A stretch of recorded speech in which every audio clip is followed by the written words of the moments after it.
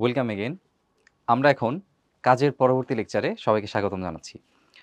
তো এখন আমরা আজকে কাজের দুটির যে টাইপ আছে মূলত বলের উপর ভিত্তি করে, একটি হচ্ছে ধ্রুব বল দ্বারা কৃত কাজ এবং অন্যটি হচ্ছে পরিবর্তনশীল বল দ্বারা কৃত কাজ, সেটি সম্পর্কে আইডিয়া নেওয়ার চেষ্টা করব। প্রথমে বলের ধরনের উপর কাজকে আমি দুইভাবে ভাগ করতে পারি, যেটা আমি মাত্রই বললাম। একটি হচ্ছে ধ্রুব বল দ্বারা কৃত কাজ, ধ্রুব বল দ্বারা কৃত কাজ, অপরটি হচ্ছে পরিবর্তনশীল বল দ্বারা কৃত কাজ।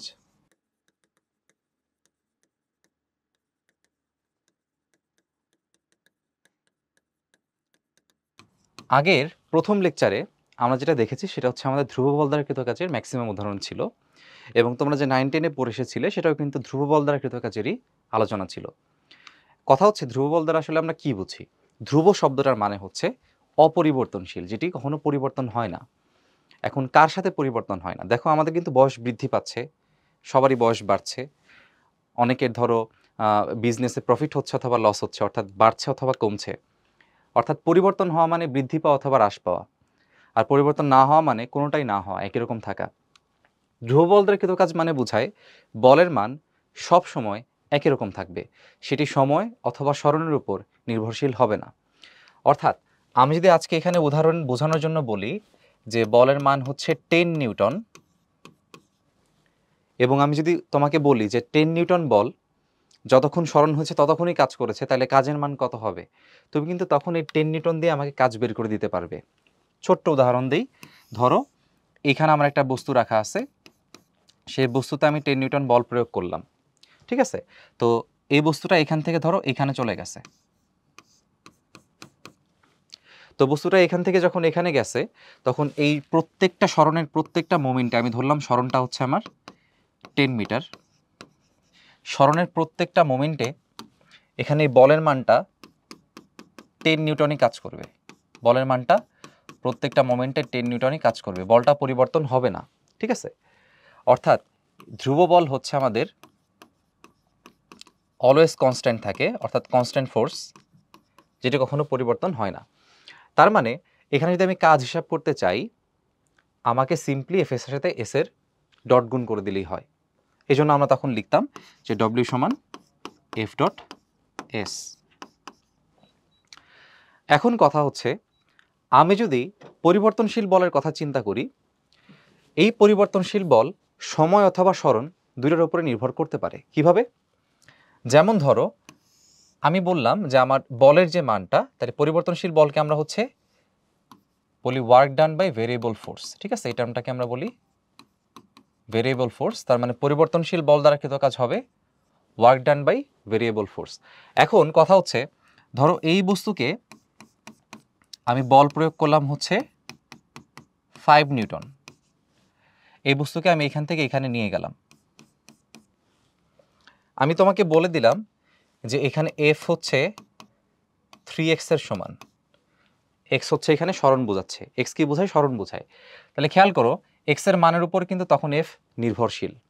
এক্স এর মান যদি বৃদ্ধি পায়, এফ এর মানও বৃদ্ধি পাবে। অর্থাৎ এখানে এফটা হচ্ছে মানে বলটা হচ্ছে সরণের উপর নির্ভরশীল। তার মানে বলটা হচ্ছে এখানে সরণের একটা ফাংশন অথবা সরণের একটা অপেক্ষক। তাহলে আমি বলকে এখানে কি বলতে পারি? সরণের ফাংশন অথবা সরণের অপেক্ষক, ঠিক আছে? তার মানে এটা বলটা হচ্ছে সরণের উপর নির্ভরশীল। এখন দেখো, আমি যদি বলি যে ঠিক এক্স্যাক্টলি এই মোমেন্টে আমার এক্স এর মানটা আছে হচ্ছে 1 মিটার, আর আমি বলটা প্রয়োগ করছি ধরো বলটা হচ্ছে, আচ্ছা ধরলাম জাস্ট এখানে এক্স এর মান হচ্ছে 1 মিটার এবং এখানে এফ এর মান আমি ধরলাম হচ্ছে 5। তাহলে খেয়াল করো, এক্স ইন্টু এক্স এর মান হচ্ছে 1 আর এফ এর মান হচ্ছে 5। তাইলে এখানে এফ এর সাথে যদি তুমি এক্সটাকে গুণ করো, মানে যে 5 এর সাথে তুমি যদি এক্সটাকে গুণ করো, তাহলে কত আসতেছে? এখানে 5 আসতেছে। তাহলে এখানে কাজের মান কত আসবে বলো তো? কাজের মান আসবে হচ্ছে 5 জুল। কিন্তু এই 5 নিউটন কিন্তু সবসময় এখানে কাজ করবে না। কিভাবে? যদি আমি বলি যে এখানে এক্স এর মান হচ্ছে 3 মিটার, 3 মিটার না দিয়ে এখানে 2 মিটার লিখি, এখানে কিন্তু এফ এর মানটা চেঞ্জ হয়ে গেছে। এখানে এফ এর মান তখন কত হবে? এফ হচ্ছে 3x, তাহলে এক্স এর মান 2 হলে এফ এর মান হবে 6, এফ এর মান হবে 6। তাহলে এফ এর মান যেহেতু এখানে 6 হয়েছে, তাহলে এখানে কাজের মান কত হবে? 6 × 2 12। এখন কথা হচ্ছে তাহলে প্রত্যেকটা পয়েন্টে আলাদা আলাদা কাজ এভাবে কি আসলে হিসাব করা হয়? আসলে কিন্তু এভাবে হিসাব করা হয় না, যে এখানে 5 জুল, এখানে 12 জুল, হ্যাঁ, এভাবে এত বড় বড় ডিস্টেন্সের জন্য হিসাব করা হয় না যখন পরিবর্তনশীল বল দ্বারা কাজ করা হয়। তাহলে কি করা হয়? কথা হচ্ছে তাহলে কি করব ভাই? কোনো সমস্যা নেই, আমরা সেটাই বোঝানোর চেষ্টা করতেছি তোমাদের। আরেকটা উদাহরণ দিই, ধরো এইখানে বস্তুটা সরণ আছে হচ্ছে ফর এক্সাম্পল এখানে বস্তু সরণ হচ্ছে 4 মিটার। তাহলে এইখানে বল কত কাজ করবে বলো? তাহলে এখানে বল কাজ করবে, এক্স এর মান হচ্ছে 4, তাহলে 3 × 4 হচ্ছে 12 নিউটন।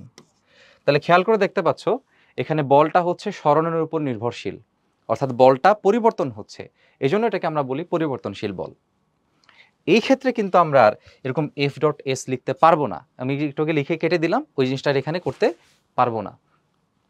তার মানে পরিবর্তনশীল বলের ক্ষেত্রে সেটা সরণের উপর নির্ভরশীল হতে পারে, আবার এইভাবে থাকতে পারে যে ধরো F সমান ধরো 3t, অর্থাৎ সময়ের উপর সে নির্ভরশীল। তো সময়ের মান চেঞ্জ হবে, বলের মানও কি হবে? চেঞ্জ হবে। তাহলে এই ক্ষেত্রে এটা কি হয়ে যাচ্ছে বলো তো? এই ক্ষেত্রে এফটা হয়ে যাচ্ছে সময়ের অপেক্ষক অথবা সময়ের ফাংশন, সময়ের ফাংশন। তো এই ক্ষেত্রে আমরা পরিবর্তনশীল বল দ্বারা কৃত কাজের ক্ষেত্রে আমরা কিন্তু আর এই ইকুয়েশনটা লিখতে পারবো না। তাহলে এই ক্ষেত্রে আমরা আর এরকম F.S লিখতে পারবো না। আমি লিখে এখানে সুন্দর করে কেটে দিলাম।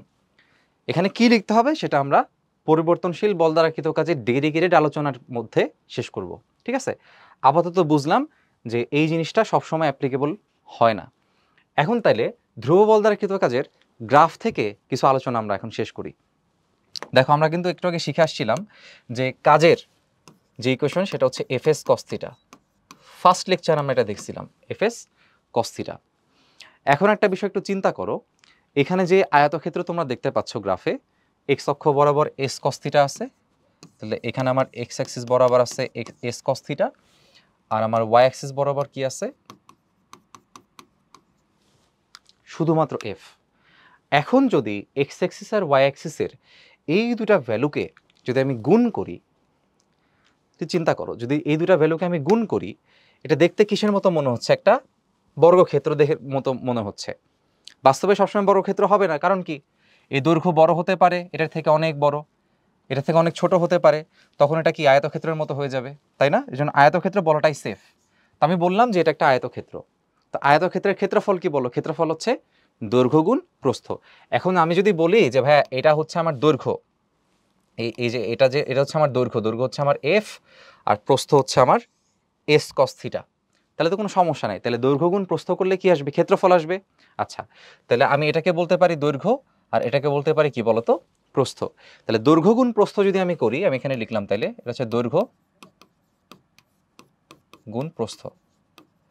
তো দৈর্ঘ্য গুণ প্রস্থ করলে এটাকে কি বলা যায়? ক্ষেত্রফল বলা যায়। কার ক্ষেত্রফল বলতো? বল বনাম সরণের যে গ্রাফ, বল বনাম সরণের উপাংশের যে গ্রাফ, সেই গ্রাফের ক্ষেত্রফল। তাহলে আমি এখানে কি বলতে পারি? এটা হচ্ছে গ্রাফের ক্ষেত্রফল। এটাকে যদি একটু ফ্যান্সি ভাষায় আমি লিখতে চাই, এই ক্ষেত্রফলের একটা নাম আছে। এখানে যে কার্ভটা আছে বা গ্রাফটা আছে তার নিচের এরিয়া আমি বের করছি, অর্থাৎ এরিয়া আন্ডার দ্য কার্ভ, ঠিক আছে? এটার ফ্যান্সি নাম হচ্ছে এরিয়া আন্ডার দ্য কার্ভ, যেটাকে সংক্ষেপে আমরা অনেক সময় AUC বলি, area under the curve of force versus displacement graph.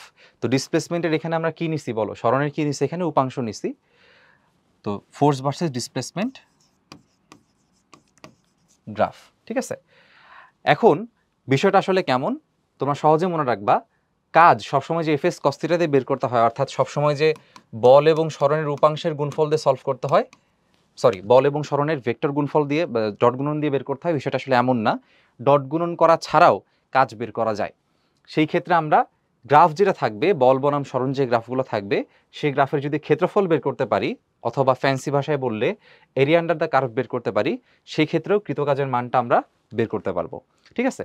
আচ্ছা, তাহলে এখানে একটা গ্রাফটা তোমরা দেখতে পাচ্ছ, গ্রাফ দিয়ে বলা আছে কৃতকাজ নির্ণয় করো। তাহলে এই গ্রাফের আমরা জানি কৃতকাজ আসলে কি হবে? আমরা একটু আগে শিখে আসছি কৃতকাজ হচ্ছে আমাদের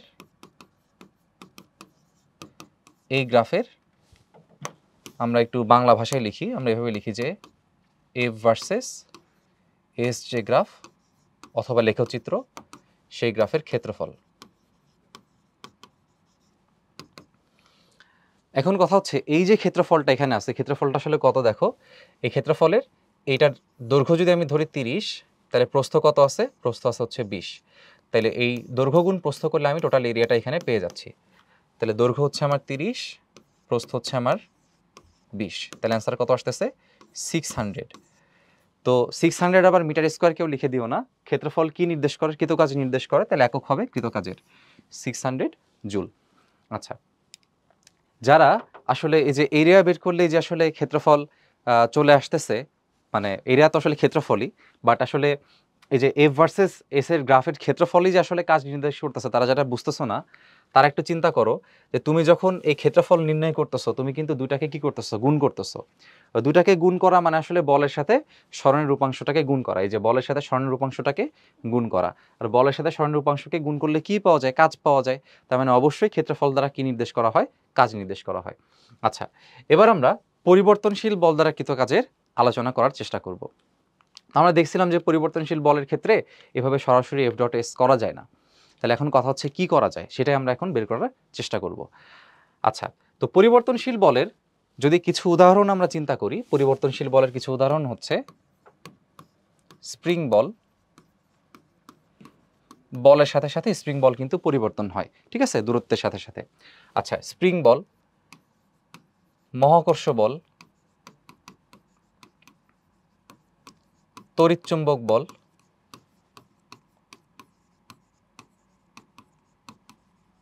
ইত্যাদি। তো এই বলগুলো আমাদের কিন্তু দূরত্বের উপর নির্ভরশীল। যেমন আমি যদি তোমাকে স্প্রিং বল দিয়ে বোঝাই, স্প্রিং বলে যদি আমি আলোচনা করি, স্প্রিং বলের ইকুয়েশন হচ্ছে এফ সমান কে এক্স মাইনাস কে এক্স, ঠিক আছে। তো স্প্রিং বলে আমরা দেখছি যে স্প্রিং বলের ক্ষেত্রে, ছোট ক্লাসে তোমরা দেখছো যে স্প্রিং বলের ক্ষেত্রে এই এক্স এর মানের উপরে বলের মানটা নির্ভরশীল। তো আমরা জানি যে এক্স এর মানের উপর যদি বলটা নির্ভরশীল হয়, মানে স্মরণের যদি অপেক্ষক হয়, সেটা একটি পরিবর্তনশীল বল। কারণ এক্স এর মান 1 হলে এফ এর মান একরকম হবে, এক্স এর মান 2 হলে এফ এর মান আর এক রকম হবে। আচ্ছা, মহাকর্ষ বলের ক্ষেত্রেও কিন্তু এটা পরিবর্তনশীল বলের একটা উদাহরণ। কেমন? আমরা জানি মহাকর্ষ বলের ইকুয়েশনটা হচ্ছে এমন, G m1 m2 divided by r square. তাহলে এখানে আমরা দেখতে পাচ্ছি এখানে যে দূরত্বের মানটা, এই আর এর যে মানটা, এই দূরত্বের মান যদি আস্তে আস্তে বৃদ্ধি পায়, তাহলে মহাকর্ষ বলের মান কিন্তু আস্তে আস্তে কমে যাবে, তাই না? ব্যস্তানুপাতিক। আমি জানি যে যদি পৃথিবীর ভূপৃষ্ঠে যদি কেউ থাকে, পৃথিবীতে বোঝাই সহজে বোঝার জন্য, তাহলে এইখানে দূরত্ব কম আছে, এখানে কম দূরত্ব থাকার কারণে আকর্ষণটা কি বেশি। কিন্তু যদি কারো দূরত্ব আরও বেশি হয়, ধরো কেউ যদি আরও বেশি দূরত্বে থাকে, তো বেশি দূরত্ব হলে মানে দূরত্ব বৃদ্ধি পেলে আকর্ষণ কি হয়ে যাবে, কমে যাবে। তার মানে একটা একটা হচ্ছে ব্যস্তানুপাতিক, ঠিক আছে। আচ্ছা, সেমভাবে তড়িৎচুম্বক বলের মধ্যে যদি আমি কুলম্ব বলের কথা আলোচনা করি, তো কুলম্ব বলের ক্ষেত্রে আমরা জানি যে এটি দূরত্বের উপর নির্ভরশীল, এটিও দূরত্বের উপর নির্ভরশীল। তাহলে এখানে যদিও আমি শূন্য মাধ্যম লিখে ফেলছি, এখানে শূন্য মাধ্যম না, যে কোনো মাধ্যমের জন্য লিখি। আচ্ছা, তো এটা হচ্ছে দূরত্বের উপর নির্ভরশীল। খেয়াল করো কেন, কারণ এখানে দূরত্ব বৃদ্ধি পেলে কুলম্ব বল হ্রাস পায়, আর দূরত্ব হ্রাস পেলে কুলম্ব বল বৃদ্ধি পায়। তাহলে প্রত্যেকটাই এখানে কিন্তু দূরত্বের অথবা স্মরণের অপেক্ষক। এখানে দূরত্ব বৃদ্ধি পেলে এই স্প্রিং বলটা কি পায়, বৃদ্ধি পায়। প্রত্যেকে হচ্ছে দূরত্ব অথবা স্মরণের অপেক্ষক, এজন্য প্রত্যেকটি হচ্ছে এখানে পরিবর্তনশীল বল। এখন কথা হচ্ছে, দেখো তোমাদের এই পরিবর্তনশীল বলের পার্টটা ক্লিয়ার করার জন্য আমরা দু একটা ডেরিভেশন তোমাদের দেখাবো যে ইকুয়েশন কিভাবে চিন্তা করতে হয়। তো প্রথম কথা, আমি যদি এখানে নতুন একটা স্লাইড এখানে নিয়ে আসি, আমি ধরলাম যে আমাদের এইখানে এই বরাবর একটা বল আছে, আর এদিক বরাবর হচ্ছে আমার ডিসপ্লেসমেন্ট অথবা স্মরণ আছে। তো আমি এখানে ধরলাম যে আমার বলের গ্রাফটা হচ্ছে সর্ট অফ এরকম,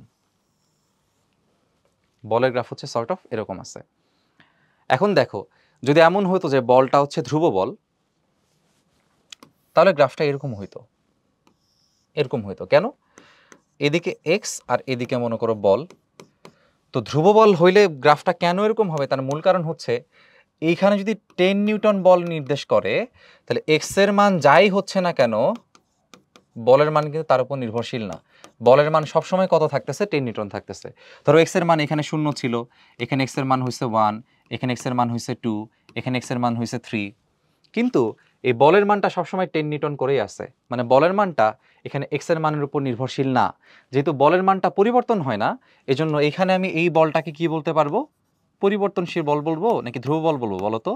এই বলটাকে আমি বলবো ধ্রুব বল, কারণ এই বলটা এই সরণের উপর নির্ভরশীল না। প্রত্যেকটা মোমেন্টেই বা প্রত্যেকটা সময়েই তার বলের মান হচ্ছে কনস্ট্যান্ট, হুইচ ইজ 10 নিউটন। কিন্তু এখানে এই গ্রাফের দিকে খেয়াল করে দেখো, এই গ্রাফে এক এক সময়ে বলের মান এক এক রকম। কিভাবে? আমি যদি বলি এখানে এক্স এর মান হচ্ছে 1 আর এখানে এক্স এর মান হচ্ছে 2, এখানে এক্স এর মান হচ্ছে 3, তাহলে খেয়াল করে দেখো এই 1 এর জন্য যে বলের মান, 2 এর জন্য যে বলের মান আর 3 এর জন্য যে বলের মান, তিনটাই আলাদা আলাদা। কিভাবে আলাদা আলাদা দেখো, একটা হচ্ছে এর এখানে মান আসতেছে, আরেকটা এইখানে মান আসতেছে, আর একটা কোথায় এদের মাঝামাঝি একটা মান আসতেছে। ঠিক আছে, তিনটা বলের মান কিন্তু তিন রকম। দেখছো, একটা যদি মনে করো 10 হয়, আর একটা কত হবে 11, আর একটা হবে কত 12। এক এক সময় বলের মান এক এক রকম হচ্ছে, তার মানে এইখানের যে বলটা, এই বলটা হচ্ছে পরিবর্তনশীল বল। পরিবর্তনশীল বল। তাহলে বুঝতেই পারলা গ্রাফটা কেমন থাকে। ধ্রুব বলের ক্ষেত্রে গ্রাফটা একদম প্যারালাল থাকবে, এক্স অক্ষের সাথে প্যারালাল থাকবে, অর্থাৎ অক্ষ যেটা সরণকে বোঝায় সেই অক্ষের সাথে সমান্তরালে থাকবে। আর পরিবর্তনশীল বলের ক্ষেত্রে এই গ্রাফটা আঁকাবাঁকা থাকবে, মানে মেন কথা সমান্তরাল থাকবে না। আঁকাবাঁকা না থেকেও যদি সোজা থাকে তাও কিন্তু পরিবর্তনশীল বল হতে পারে। কিভাবে দেখাই? স্প্রিং বলের ক্ষেত্রে যদি আমি ধরো এভাবে বলি যে কে এর মান হচ্ছে আমাদের 5, তাহলে এটা হবে -5x। তাহলে -5x এর গ্রাফ কেমন হবে বলো? তুমি চিন্তা করো, আমি যদি এদিক বরাবর দেই হচ্ছে এফ এস, তাহলে এখানে এফ এস কে আমি কি বলতেছি? ওয়াই অক্ষ বলতেছি। এক্স কে কি বলতেছি? এক্স অক্ষই বলতেছি। এক্স কে আমি কি বলতেছি? এক্স অক্ষই বলতেছি। তাহলে এখানে বাদ বাকি যে আছে সে কে বলো তো? ঢাল না? সেটা কিন্তু ঢাল। তাহলে -5 হচ্ছে আমাদের ঢাল। আর আমরা জানি যে ঢাল যদি মাইনাস হয়, আমরা জানি ঢাল হচ্ছে ট্যান থিটা, নিশ্চয়ই ম্যাথে শিখছো। এবং এই ঢালের মানটা এখানে মাইনাস, ঢালের মানটা মাইনাস হওয়া মানে থিটার মানটা অবশ্যই এখানে কি হবে? থিটার মান হবে সূক্ষ্মকোণ, সরি স্থূলকোণ। থিটার মান হবে স্থূলকোণ, অর্থাৎ >90 ডিগ্রি। সুতরাং গ্রাফটার কখনো এরকম হবে না। গ্রাফটা এখন কেমন হবে বলো তো? সর্ট অফ এরকম হবে। আমি জাস্ট রাফ আঁকতেছি এখানে, গ্রাফটা এখন এরকম হবে। তো এই যে গ্রাফটা আমি এখানে আঁকলাম, এই গ্রাফটাও কিন্তু এখানে পরিবর্তনশীল বল। কিন্তু খেয়াল করো, এটা কি এক্স অক্ষের সমান্তরালে আছে? না কিন্তু। তো এক্স অক্ষের সাথে সমান্তরাল থাকলেই শুধুমাত্র সেটা ধ্রুব বল, যেমনটা হচ্ছে আমরা এই প্রবলেমে দেখছিলাম। ধ্রুব বল দ্বারা কৃত কাজে এই গ্রাফটা কেমন ছিল? এক্স অক্ষের সমান্তরালে ছিল। বাদ বাকিগুলা কিন্তু একটাও এক্স অক্ষের সমান্তরালে নাই। এখন চলে আসি, তাহলে যেহেতু পরিবর্তনশীল বল নিয়ে আমরা ডিসকাশন করতেছিলাম, তো আমরা যদি এরকম একটা গ্রাফ দেখি, আমরা কিভাবে আসলে কাজের হিসাবটা করব। তাই আমি আবারও দেখাই এখানে, যে আমি ধরলাম আমার গ্রাফটা হচ্ছে এরকম। এদিকে আমাদের কি আছে? বল আছে, এদিকে সরণ আছে। এখন আমরা নিশ্চয়ই শিখে আসছিলাম যে কাজের মানটা হচ্ছে কি হবে? কাজের মান হবে area under the curve of force versus displacement graph. এখন আমাকে যদি এই পূর্ণাঙ্গ অংশের এরিয়া বের করতে দেওয়া হয়, পুরো অংশের যদি এরিয়া বের করতে দেওয়া হয়, এটা কিন্তু আসলে ডিফিকাল্ট। কেন ডিফিকাল্ট? তার কারণ এটা দেখতে আগের মতো আয়তক্ষেত্রের মতো না। এই যে দেখো, আগের মতো যে আয়তক্ষেত্র ছিল, এই যে এখানে যেমন আয়তক্ষেত্র ছিল, এখানে কিন্তু আর আয়তক্ষেত্র নাই। এটা ক্ষেত্রফল বের করাটা একটু ডিফিকাল্ট। তবে আমি যদি এখানে চিন্তা করি যে না, এখানে আসলে অসংখ্য ছোট ছোট কি আছে বলতো? এখানে অসংখ্য ছোট ছোট আয়তক্ষেত্র আছে। যে এরকম যে ফালি আঁকলাম আমি এখানে, একটা ফালিটা একটু সুন্দর করে আঁকি। ধরো এরকম একটা ফালি আমি এখানে আঁকলাম, এরকম একটা ফালি ধরো এখানে আমরা আঁকলাম।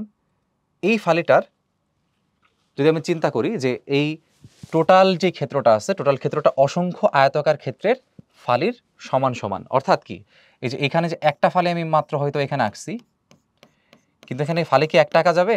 না, এরকম অসংখ্য ফালি কিন্তু এখানে আঁকা সম্ভব। তো প্রত্যেকটা ফালি যদি ছোট ছোট করে নিয়ে আমরা চিন্তা করি, তখন সবগুলোকে যোগ করলে কিন্তু আমি এখানে মোট ক্ষেত্রফলটা বের করতে পারবো।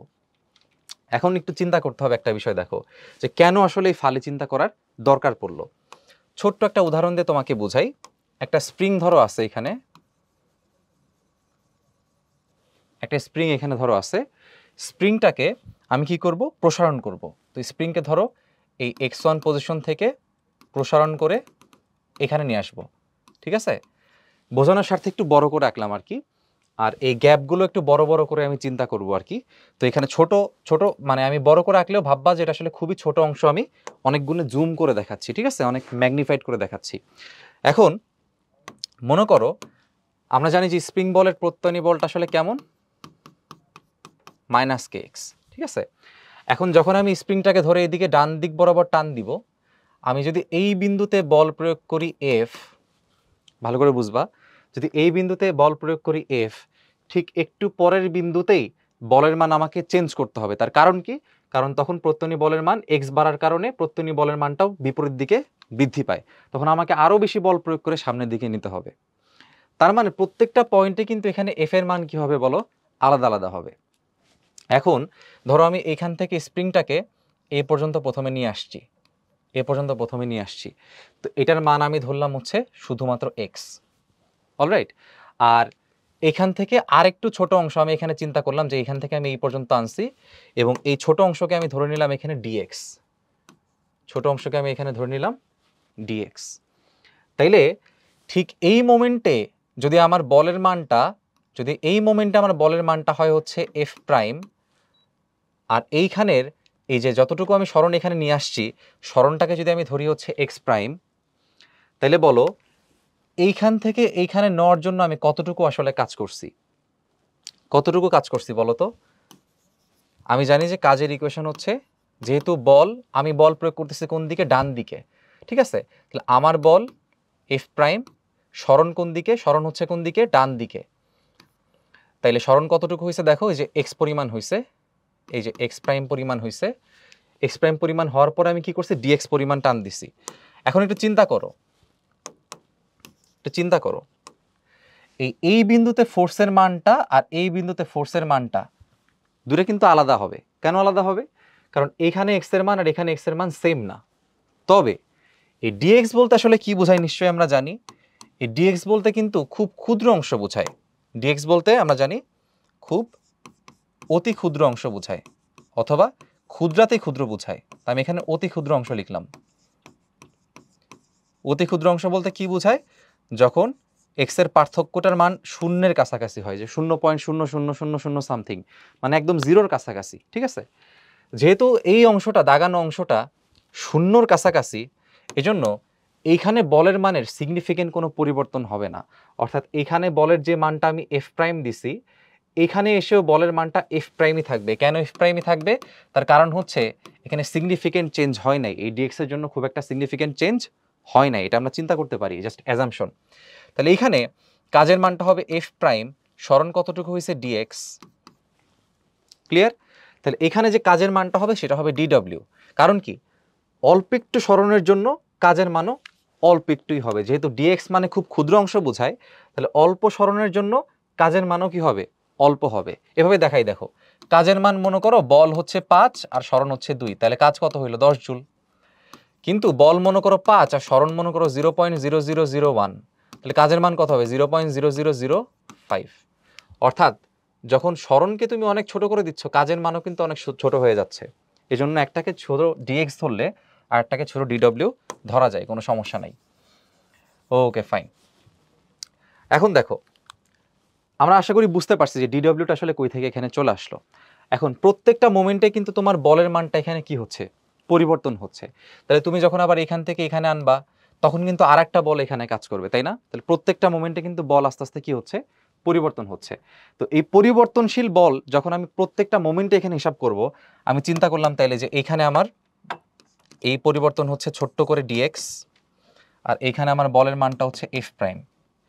একই সাথে যদি আমি এখানে আরেকটা ছোট্ট অংশ আঁকি, এতটুকু হচ্ছে আমার dx আর এতটুকু হচ্ছে আমার, আমি ধরলাম এটা হচ্ছে আমার এফ ডাবল প্রাইম, ঠিক আছে। আর একটা আমি এখানে লাস্টের দিকে আঁকি, আমি ধরলাম এটা হচ্ছে আমার সেই ডিএক্স আর এটা হচ্ছে আমার এফ ট্রিপল প্রাইম। তাহলে এখানে অসংখ্য ফালি যখন আমি এখানে চিন্তা করতেছি, প্রত্যেক অংশেই কিন্তু একটা আলাদা আলাদা কাজ তৈরি হচ্ছে, এবং এই যে প্রত্যেক অংশে আলাদা আলাদা কাজ তৈরি হচ্ছে, এই অংশের যে কাজটা, এই অংশের যে ক্ষেত্রফলটা, এই ক্ষেত্রফলটা কি বুঝাইতেছে? ডিডব্লিউ প্রাইম বোঝাচ্ছে ধরো। তাহলে এখানের যে ক্ষেত্রফলটা, আমরা জানি ক্ষেত্রফল মানেই কাজ, তাহলে এই ক্ষেত্রফলটা কি বোঝায়? DW double prime. তাহলে এই ক্ষেত্রফলটা কি বোঝায় বলো? এই ক্ষেত্রফলটা বোঝায় ডিডব্লিউ ট্রিপল প্রাইম মনে করো। তাহলে যদি আমি সমস্ত ক্ষেত্রফল এখানে নির্ণয় করতে চাই, তোমরা শিখছো যে ছোট ছোট ক্ষেত্রফলকে একসাথে জোড়া দিলে যেটা পাওয়া যায় সেটা হচ্ছে সামগ্রিক অংশ, এটাই কিন্তু ইন্টিগ্রেশন বোঝায়। তাহলে অসংখ্য ছোট ছোট ডিডব্লিউকে যখন তুমি একসাথে করবা, তখনই শুধুমাত্র তুমি পুরা যে কাজ, সেই কাজের মানটা আসলে বের করতে পারবা। তাই এখন ডিডব্লিউ বলতে কি বোঝায়? বল গুণ ক্ষুদ্র সরণ। তাহলে বল গুণ ক্ষুদ্র সরণের যে কাজ, সেটাই কিন্তু ক্ষুদ্র কাজ ডিডব্লিউ। তো এটাকে ইন্টিগ্রেট করলে আমরা আসলে কি পাবো বলো তো? কাজের মানটা পেয়ে যাব। তো এটা আমি বুঝতে পারতেছিলাম যে সরণ আলাদা হইলে কিভাবে বল আলাদা হয়। তো সরণ আলাদা হইলে বলও আলাদা হয়, এই জন্য কাজের মানগুলো কি হয়? আলাদা হয়। এই জন্য একটা অংশের কাজ হয়েছে ডিডব্লিউ প্রাইম, একটা হচ্ছে ডিডব্লিউ ডাবল প্রাইম, আর একটা হচ্ছে ডিডব্লিউ ট্রিপল প্রাইম। তো সবগুলো যখন আমি এভাবে কম্বাইন করব, তখন আমি সামগ্রিক কাজ পাবো, এবং সামগ্রিক কাজের ইকুয়েশন দাঁড়াবে ইন্টিগ্রেশন অফ এফ ডিএক্স। তবে যেহেতু তোমরা জানো এগুলো ডট গুণন করতে হয়, সবসময় তো বলের সাথে সরণের ডিরেকশন একই রকম হবে না। আমি যেমন এখানে স্প্রিংয়ের এজেন্টের ফোর্স দিয়ে এক্সাম্পল দিছি, সবসময় এটা হবে না, এই জন্য এখানে ডট গুণনটা দিয়ে রাখতে হবে। তার মানে পরিবর্তনশীল বল দ্বারা কৃতকাজ যখন আমাকে বলবে, তখন আমাকে অবশ্যই ইন্টিগ্রেশন করার কথা মাথায় নিতে হবে, ঠিক আছে। আর এটাকে আমরা ভেঙে লিখতে পারি এইভাবে যে integration of f d x cos theta, ঠিক আছে। তো এইখানে একটা বিষয় তোমাদের বলে রাখা ভালো, যে আমরা এখানে চিন্তা করলাম এক্স অক্ষ বরাবর, ঠিক আছে। তো এটা কিন্তু ওয়াই অক্ষ জেড অক্ষ বরাবর হইতে পারে। আমরা এখানে যা দেখতেছি সেটা হচ্ছে একমাত্রিক, একটু পরে আমি তোমাদের দ্বিমাত্রিক বা ত্রিমাত্রিকের আলোচনাটাও করে ফেলবো। তো প্রথমে আমরা একমাত্রিক একটা প্রশ্ন সলভ করি, শুধুমাত্র আমরা এক্স অক্ষকে পরিবর্তন করতেছি সেটা বিবেচনা করে। তাহলে এখানে প্রশ্নটা দেখো, 2 কেজি ভরের একটি ক্ষুদ্র বস্তুর উপর সার্টেন নিউটন মানের একটি বল ক্রিয়া করায় বস্তু বলের দিকে এক্স সমান 0 অবস্থান থেকে এক্স সমান 5 অবস্থানে গেছে। তো বলের দ্বারা কৃতকাজের পরিমাণ কত? তাহলে এখানে ভাই দেখতেই পাচ্ছ যে এফ এর মানটা হচ্ছে 3x² - 2x + 7 এত নিউটন। এখন এই বল কি ধ্রুব বল? অ্যান্সার হচ্ছে না। তার কারণ কি? এক্স এর মান তুমি যখন 0 বসাবা তখন একরকম মান আসবে, এক্স এর মান 5 বসাইলে মানটা আর একরকম আসবে। এখন কেউ কেউ এই মানটা আসলে ম্যাথটা কিভাবে সলভ করে আমি দেখাই, কেন হবে না সেটাও আমি বলতেছি। কেউ কেউ চিন্তা করবে ঠিক আছে ভাই এক্স সমান 0, তো তাহলে এক্স সমান 0 হলে আপনি হচ্ছে এফ সমান এখানে 0 বসান, তাহলে এখানে আসবে 7, আর এক্স সমান 5 অবস্থানের জন্য বের করতে বলছে, তাহলে ভাই আপনি হচ্ছে 5 বসান, হ্যাঁ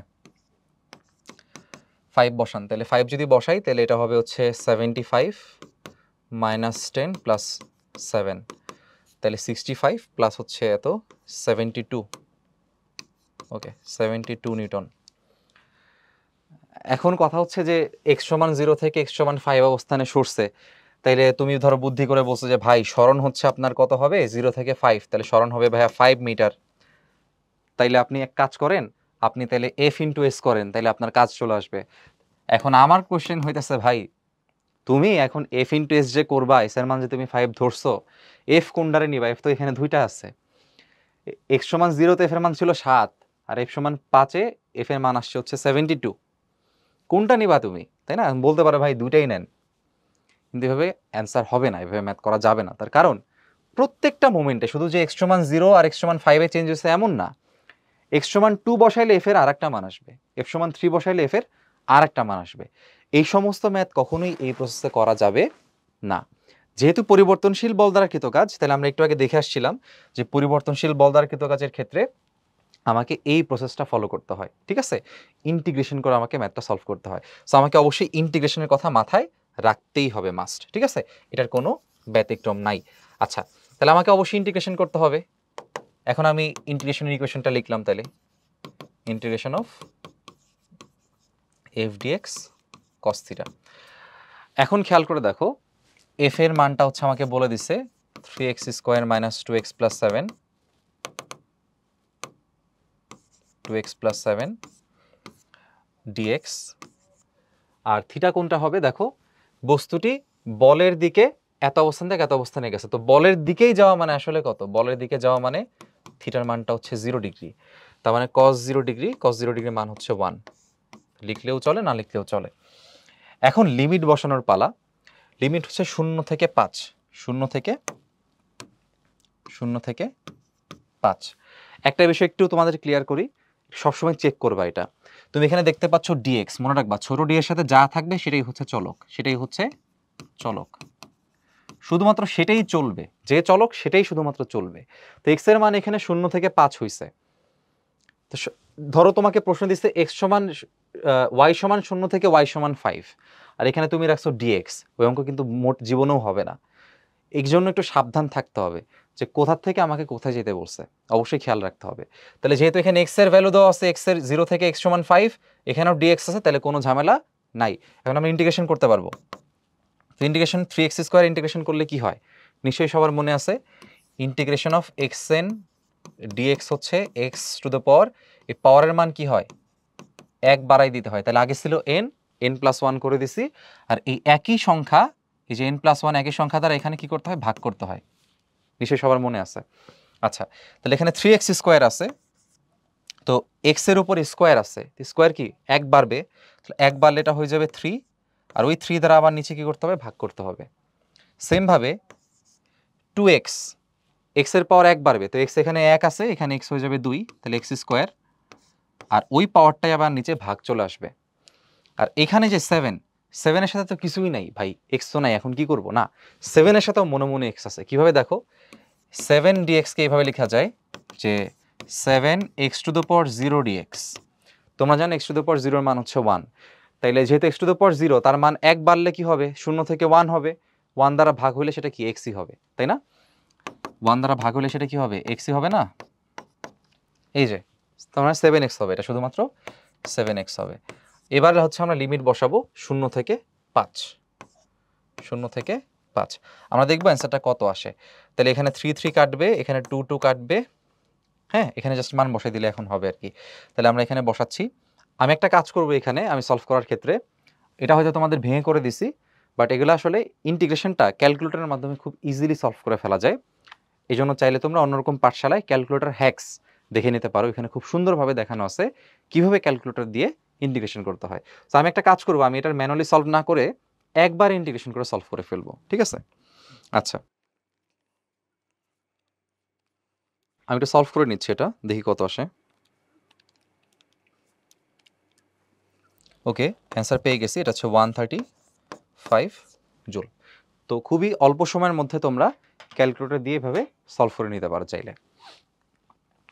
এবার একটা সুন্দর কোয়েশ্চেন দেখার চেষ্টা করব যে 3 কেজি ভরের বস্তুর উপর একটি বল ক্রিয়াশীল আছে এবং বস্তুর অবস্থানের সমীকরণ দেওয়া আছে।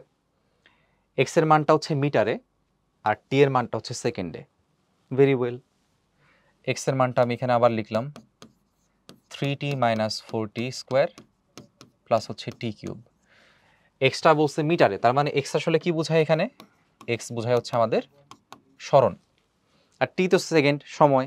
আচ্ছা, এখন টি সমান 0 থেকে টি সমান 4 সেকেন্ড সময়ে বলটি দিয়ে বস্তুর উপর কৃত কাজ বের করতে বলছে। একটু আগে আমি তোমাদের সাবধান থাকতে বলছিলাম, যেটা এক্স্যাক্টলি সেই প্রশ্নটা দিয়েই আমি তোমাদের সাবধান আবারও করে দিচ্ছি। এখানে তুমি যদি বিসমিল্লাহ বলে আবারও সেই এফ ডিএক্স কস থিটা ধরো লিখো, এবং এখানে তুমি যদি এফ এর মানটা বসাই দাও, ধরো এখানে এফ এর মান তুমি বসাই দিছো কত, এফ এর মান এখানে আসলে নাই, এফ এর মান কষ্ট করে বের করে নিয়ে আসতে হবে। তো কই থেকে বের করবা, ঠিক আছে ভাই সমস্যা নাই, আপনি হচ্ছে এফ এর বদলে এম এ লেখেন, তো লিখলাম এফ এর বদলে এম এ। এবার ডিএক্স লেখেন, লিখলাম ডিএক্স কস থিটা লিখলাম। হ্যাঁ, এখন বলা ঠিক আছে ভাই আপনি এখন ত্বরণ বের করেন, এই সরণকে 2 বার ইন্টিগ্রেট করলে তো আপনি ত্বরণ পাবেন। ঠিক আছে, আমি তোমার কথা মানলাম, আমি এখান থেকে ত্বরণ বের করলাম। ত্বরণ বের করতে আগে বেগ বের করতে হয়, বেগ হচ্ছে আমরা জানি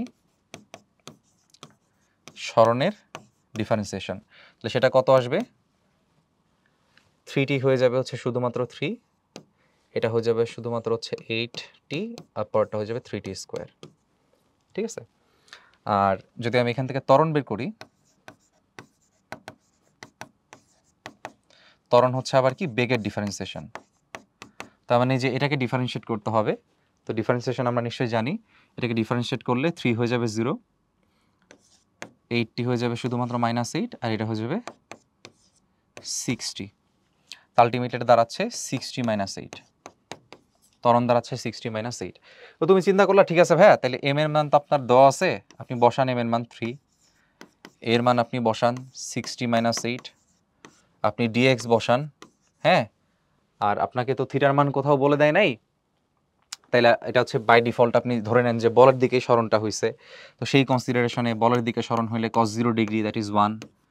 এবার আপনাকে ভাই লিমিট বলছে 0 থেকে 4, আপনি লিমিট বসায় দেন, এটা তুমি আমাকে বললা, ঠিক আছে, যে ঠিক আছে ভাই আপনি লিমিট বসায় দেন 0 থেকে 4, আপনার অঙ্ক হয়ে গেছে, ক্যালকুলেটরে হয়ে যাবে। কিন্তু ভাই এই এই অঙ্ক আসলে হয় নাই, ঠিক আছে, এই অঙ্ক আসলে হয় নাই।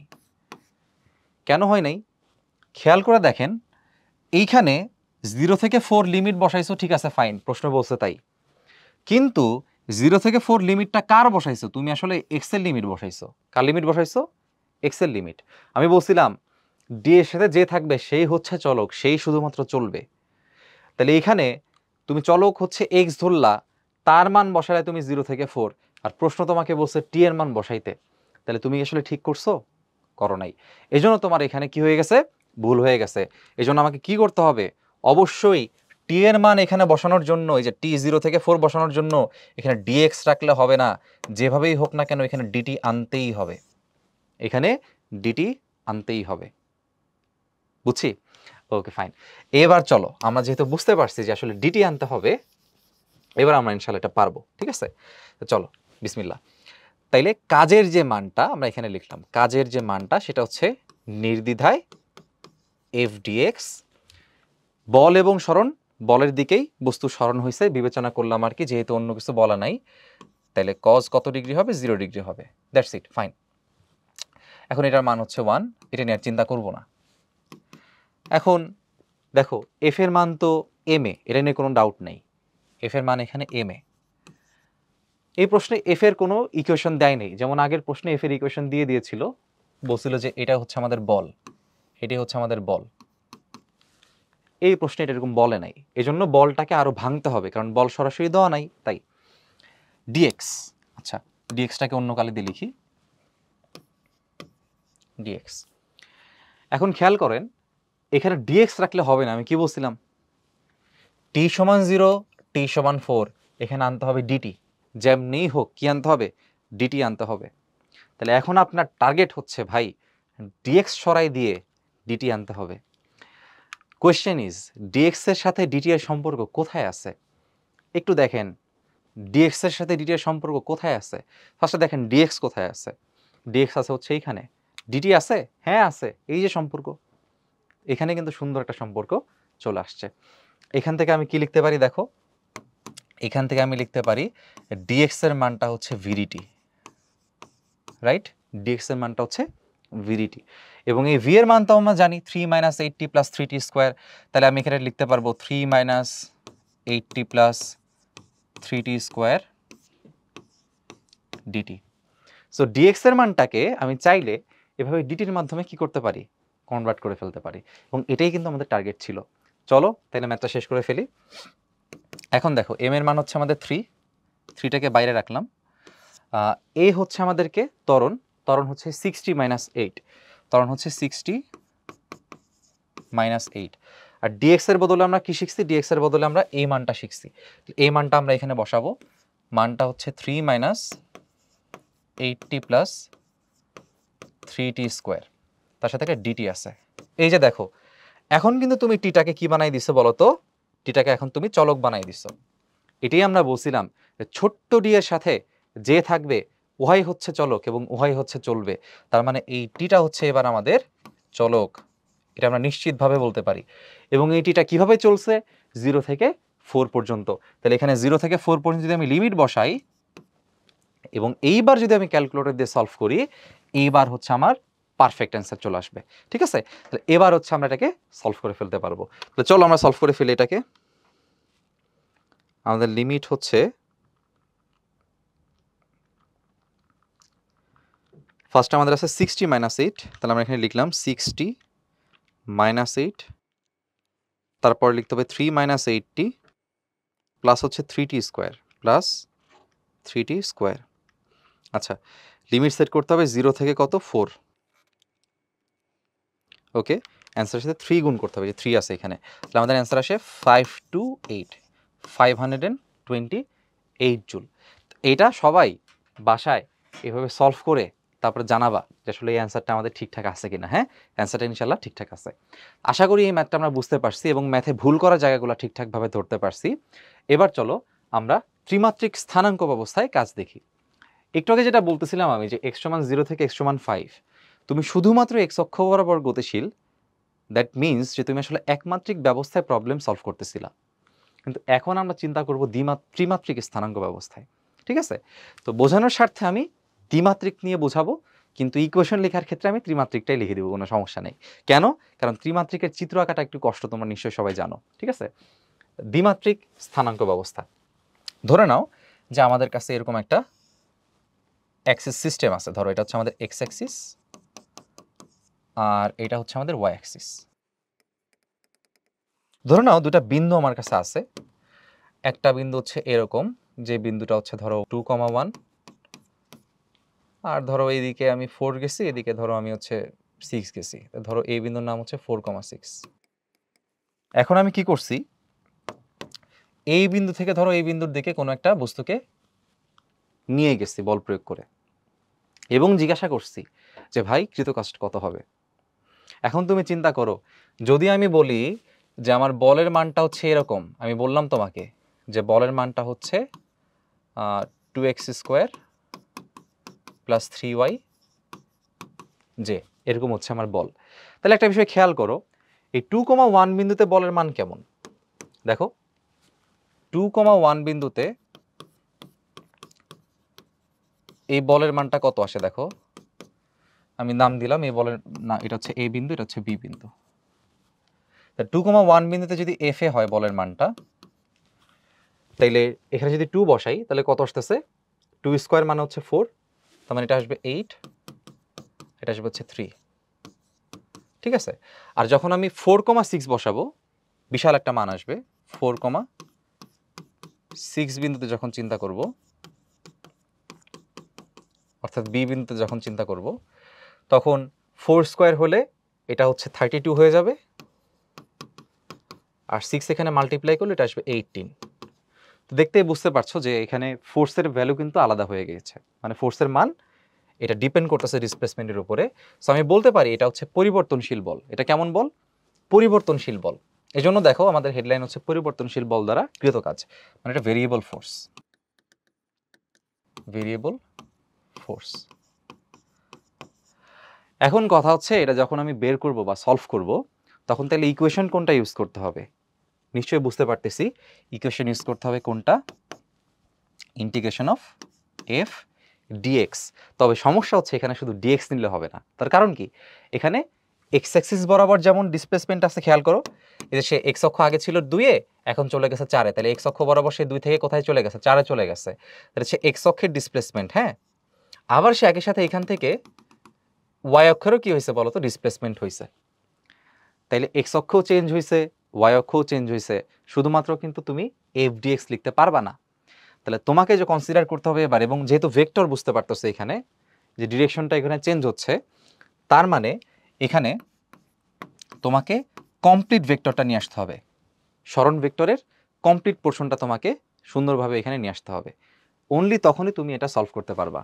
তাহলে পরিবর্তনশীল বল হওয়ার কারণে আমরা এখানে ইকুয়েশনটা কিভাবে লিখছি, আর এখানে শুধুমাত্র ডিএক্স কেন লিখি নেই, কারণ ডিএক্স এখানে না, শুধুমাত্র এখানে ডিএক্স থাকবে, ডিওয়াই থাকবে দ্বিমাত্রিক ব্যবস্থায়। আর যদি আমি ত্রিমাত্রিক ব্যবস্থা বলি সেখানে কিন্তু ডিজেরও থাকবে।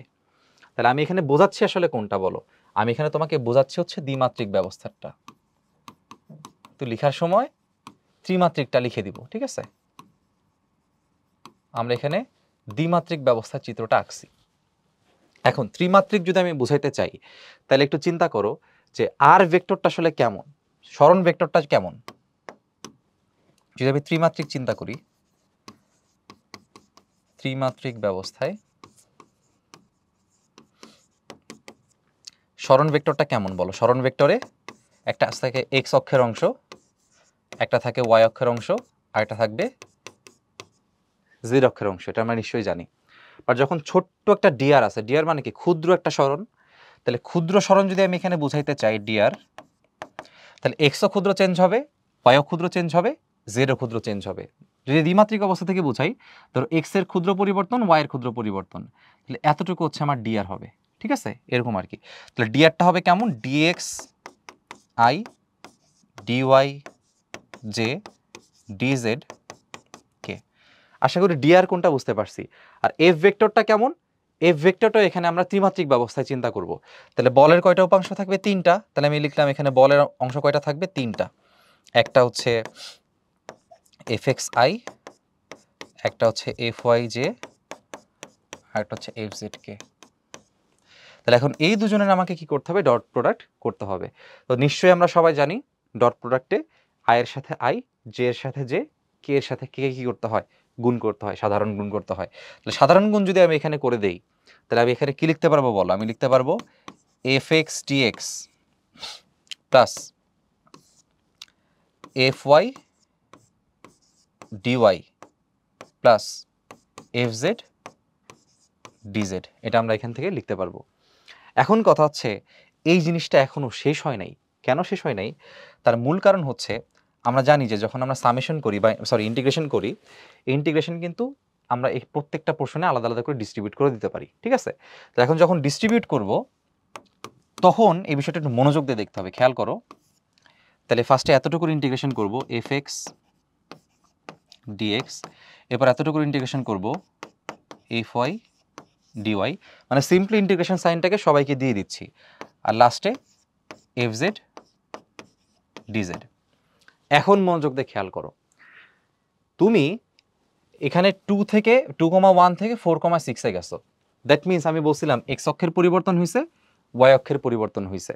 তাহলে এইখানে তুমি অ্যাকচুয়ালি কি করছিলা, তুমি অ্যাকচুয়ালি এখানে x1 বিন্দু থেকে, x1 বিন্দু কত ছিল, 2 ছিল, x1 থেকে তুমি ফার্স্টে কোথায় গেছো, x2 তে গেছো। আবার সেম এখানে y এর পরিবর্তন হয়েছে, মানে কি তুমি এখানে y1 থেকে ধরো, তুমি ধরো এখানে y2 থেকে ধরো তুমি y1 এ চলে গেছো। ঠিক আছে, মানে এরকম আর কি, x এবং y এর কি হয়, চেঞ্জ হয়। তো আমি যদি ধরি যেটা হচ্ছে আমার x1, y1, আর এটা যদি আমি ধরি হচ্ছে x2, y2, তো এখান থেকে এখানে যাওয়া মানে হচ্ছে তুমি x এর পরিবর্তন ঘটাইছো কিন্তু y সেম রাখছো।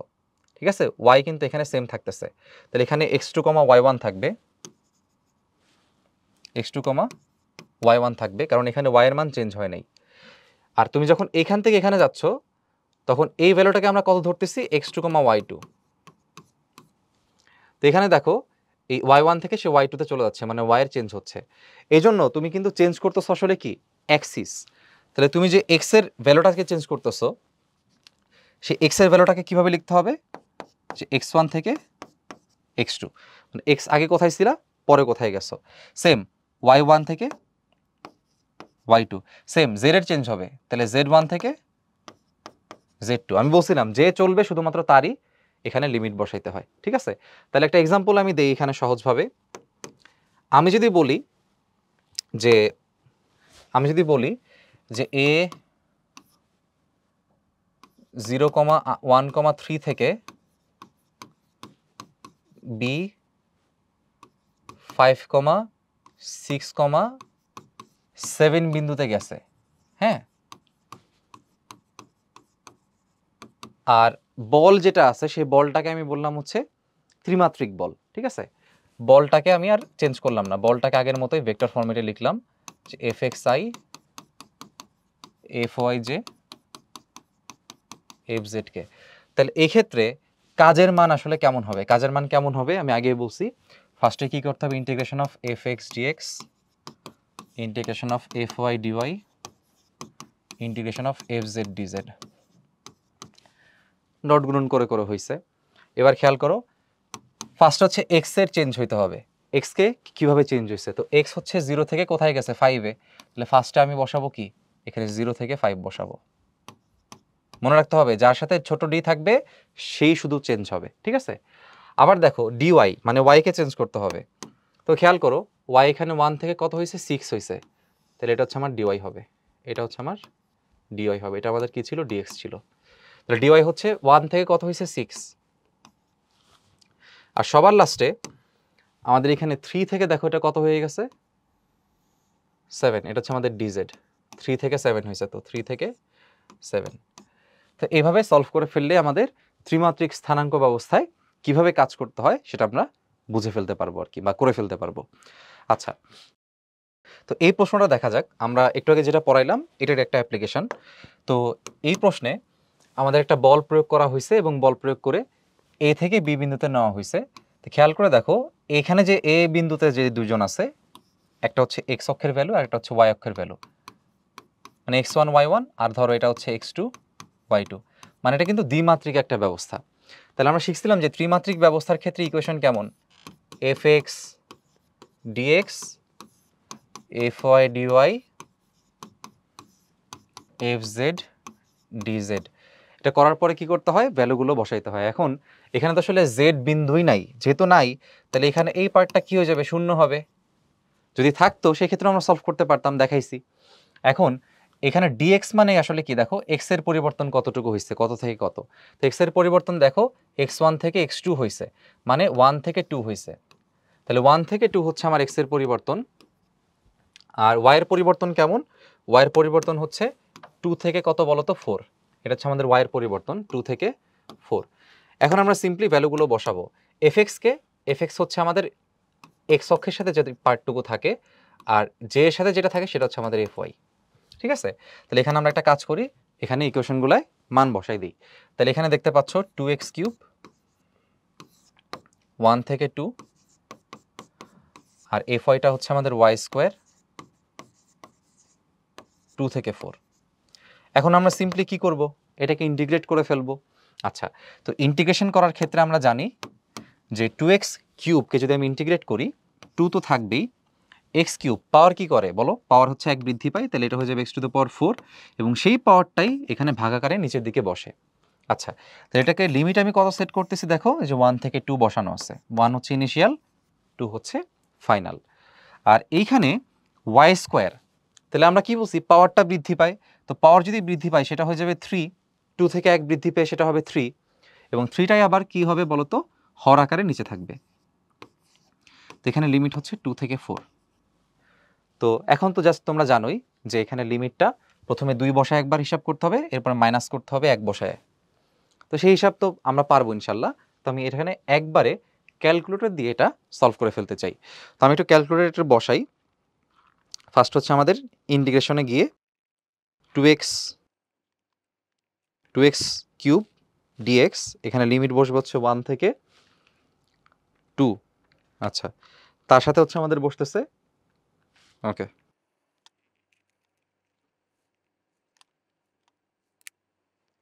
আচ্ছা, তো আমাদের অ্যান্সারটা আমরা পেয়ে গেছি। আমাদের অ্যান্সারটা আসবে হচ্ছে 26.167 জুল। তার মানে আমাদের এখানে অ্যান্সার আসবে 26.167 জুল। আশা করি আমরা বুঝতে পারছি কিভাবে দ্বিমাত্রিক অথবা ত্রিমাত্রিক ব্যবস্থায় আসলেও আমরা কাজ হিসাব করতে পারবো। এবার গ্রাফ থেকে আমরা একটু কাজের হিসাবটা দেখতে চাই। আমরা একটু আগে শিখে আসছিলাম যে গ্রাফের ক্ষেত্রে সেটা পরিবর্তনশীল বল হোক আর ধ্রুব বল হোক, দুই ক্ষেত্রেই গ্রাফের মাধ্যমে কাজ হিসাব করা যায়। এবং কাজটা হচ্ছে গ্রাফের এরিয়া আন্ডার দ্য কার্ভ, অর্থাৎ গ্রাফের যেই লাইনটা থাকবে সেই লাইনের অথবা কার্ভের নিচের যে ক্ষেত্রফলটা, মানে আবদ্ধ যে ক্ষেত্রফলটা, সেটাই কাজ বোঝায়। তাহলে এখানে যেহেতু কৃতকাজ চাইছে, আমি এখানে কি বলতে পারবো বলো, আমি বলতে পারবো এটা হচ্ছে ক্ষেত্রফল। সহজ বাংলায় বলতে ক্ষেত্রফল। আর ফ্যান্সি ভাষায় কি বলছিলাম, ফ্যান্সি ভাষায় বলছিলাম যে area under the curve of force versus displacement graph, বা বল বনাম সরণ গ্রাফের দ্বারা আবদ্ধ ক্ষেত্রের ক্ষেত্রফল। ঠিক আছে, এভাবে লিখতে পারো। এখন দেখো এখানে বল হচ্ছে ওয়াই অ্যাক্সিসে আর সরণ হচ্ছে এক্স অ্যাক্সিসে। তো এটার আবদ্ধ ক্ষেত্রের ক্ষেত্রফল আসলে কত বলো, আবদ্ধ ক্ষেত্রের ক্ষেত্রফল হচ্ছে এখানে আমাদের একটা ত্রিভুজ। তাহলে ত্রিভুজ যেহেতু আছে, ত্রিভুজের ক্ষেত্রফল কি হাফ গুণ ভূমি গুণ উচ্চতা। তো এখানে ভূমিটা কত আছে বলো? ভূমি আছে হচ্ছে আমাদের 20 আর উচ্চতা আছে হচ্ছে আমাদের 100। তো আমরা কিন্তু এটা মুখে মুখে সলভ করতে পারি। এটা আমাদের অ্যান্সার চলে আসবে 1000 জুল। ঠিক আছে, ওকে ফাইন। এখন পরবর্তী কোয়েশ্চেনটা দেখে দেখো, কৃতকাজ কত। তো এখানেও কিন্তু আমাদের যে বলটা দেওয়া আছে এটা পরিবর্তনশীল বল। তার কারণ কি দেখো, সরণ যখন এখানে তখন বলের মান এরকম, ধরলাম এই বলের মানটা হচ্ছে 1, জাস্ট ধরে নিলাম। কিন্তু সরণ যখন কিছু একটা, তখন বলের মানটা হচ্ছে এখানে আবার 2। মানে সরণ চেঞ্জ হলে বল চেঞ্জ হচ্ছে, মানে পরিবর্তনশীল বল। এবং আগেই বলছি, পরিবর্তনশীল বলের ক্ষেত্রে হলেও হোক, আবদ্ধ আর ধ্রুব বলের ক্ষেত্রেই হোক, ক্ষেত্রফল নির্ণয় করলে আসলে তুমি মোট কৃতকাজ নির্ণয় করতে পারবা। তাহলে এখানেও সেম, কৃতকাজ হবে হচ্ছে বল বনাম যে সরণ গ্রাফটা, আমি আগের মতো এবার ভিন্নভাবে লিখে দিই। আগে তো একটা লিখছি, আরেকটা লিখে দিই। বল বনাম সরণ গ্রাফের আবদ্ধ ক্ষেত্রের ক্ষেত্রফল। তাহলে এখানে আবদ্ধ ক্ষেত্রটা দেখতে একটা অর্ধবৃত্তের মতো মনে হচ্ছে। কিভাবে? এখন অর্ধবৃত্ত কিনা সেটা তো অবশ্যই টেস্ট করতে হবে। চলো টেস্ট করি। এখানে দেখো, মোট যে ব্যাসটা বলা আছে সেই ব্যাসটা বলা আছে হচ্ছে 4। তো 4 এর অর্ধেক আসলে কত? 2। তার মানে এই ভ্যালুটা আসলে কত হবে এখানে? এই ভ্যালুটা এখানে হবে হচ্ছে 2। ঠিক আছে, আবার খেয়াল করো, এই কেন্দ্র থেকে এইটার যেই উলম্ব উচ্চতা এটাও কিন্তু 2, এটাও কিন্তু 2। এখন বলো, এই মান আর এই মান কখন সমান হয়? এটা 2 হইলে এটাও 2। তাহলে সবাই যখন সমান, এটা কখন হয় বলো? যখন সেটা বৃত্তের কি হয়? ব্যাসার্ধ হয়। তার মানে এটা একটা অর্ধবৃত্ত আছে, আদারওয়াইজ এই 2-3টা পার্ট কখনো কি হবে না? সমান হবে না। যেহেতু অর্ধবৃত্ত আছে, তো আমরা জানি বৃত্তের ক্ষেত্রফল হচ্ছে পায়ের স্কোয়ার। কিন্তু এটা তো বৃত্ত না, অর্ধবৃত্ত, বৃত্তের অর্ধেক, তাহলে কি করতে হবে? হাফ দ্বারা গুণ করতে হবে। এখন আর এর মানটা হচ্ছে আমাদের ব্যাসার্ধ বোঝাই, নিশ্চয়ই জানি। এখানে ব্যাসার্ধের মানটা কত আছে? 2 আছে। তাহলে 2 এর কি করতে হবে? স্কোয়ার করতে হবে। তাহলে আলটিমেটলি 2 আর 2 স্কোয়ার মিলে 2 থাকবে, তাহলে অ্যান্সার হবে 2 পাই। আমরা কৃতকাজ নির্ণয় করছি, সো কৃতকাজের একক হবে জুল। তার মানে অ্যান্সার হবে 2 পাই জুল। তবে একটা বিষয় খেয়াল করতে হবে, বলের একক যখন নিউটন আর সরণ যখন মিটার, তখনই শুধুমাত্র কৃতকাজের একক জুল লেখা যাবে। দেখছো, নিউটন আর মিটার আছে, এই জন্য জুল লিখছি। যদি কখনো দেখো যে তোমার বলের একক এখানে দেয়া নাই, সরণের একক দেওয়া নাই, তখন কাজের মান জুল লিখবা না। তখন কি করবা? তখন ধরো 2 পাই আসছে অ্যান্সার, 2 পাই একক লিখে দিবা। ঠিক আছে, আবার ধরো বল দেওয়া আছে এখানে ডাইন, আর সরণ দেওয়া আছে এখানে সেন্টিমিটার, তার মানে সিজিএস পদ্ধতি। তার মানে কাজের একক তখন কি হবে? কাজের একটা মান আসবে, তখন কি লিখবা? সামথিং আর্গ, কিছু একটা ভ্যালু এটা বসাবা, ভ্যালু বসে আর্গ। কারণ আমরা জানি যে সিজিএস পদ্ধতিতে বল হচ্ছে ডাইন, সরণ হচ্ছে সেন্টিমিটার, আর কাজ হচ্ছে আর্গ। ঠিক আছে, তা আশা করি কেন এগুলো আমরা বসাইছি, কেন বললাম, বুঝতে পারছি। তো পরিবর্তনশীল বলের কিছু এক্সাম্পল আমি তোমাদের দেখাইছিলাম, সেইগুলো এখানে আবারও লেখা আছে। যে আমরা তখন যা শিখলাম, যে স্প্রিং বল, মহাকর্ষ বল, তড়িৎচুম্বক বল, এগুলো হচ্ছে পরিবর্তনশীল বলের এক্সাম্পল। প্রত্যয়নী যে বলটা, সেটাও কিন্তু স্প্রিং বলের মধ্যেও তো প্রত্যয়নী বল আছে। তাহলে প্রত্যয়নী বলটাকে এখানে আলাদা রাখার কারণ হচ্ছে স্থিতিস্থাপকতার জন্য কিন্তু একটা প্রত্যয়নী বল তৈরি হয়, যেটাকে আমরা আলাদাভাবে রাখছি। তো প্রত্যয়নী বলের মধ্যে স্প্রিং বল যেটা আছে, এরা দুজন কিন্তু সর্ট অফ কানেক্টেড, কারণ স্প্রিংয়ের মধ্যেই প্রত্যয়নী বলটা এমনি থাকে।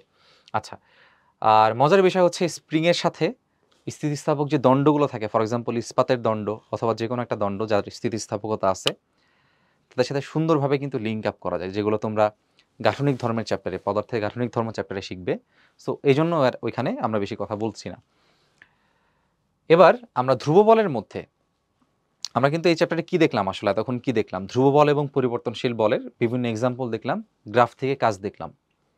তো পরিবর্তনশীল বল দ্বারা কৃতকাজের মধ্যে যে স্প্রিং বল দ্বারা কৃতকাজ, মহাকর্ষ বল দ্বারা কৃতকাজ, হ্যাঁ, এই দুটো আমরা মূলত হচ্ছে দেখাবো এই চ্যাপ্টারে।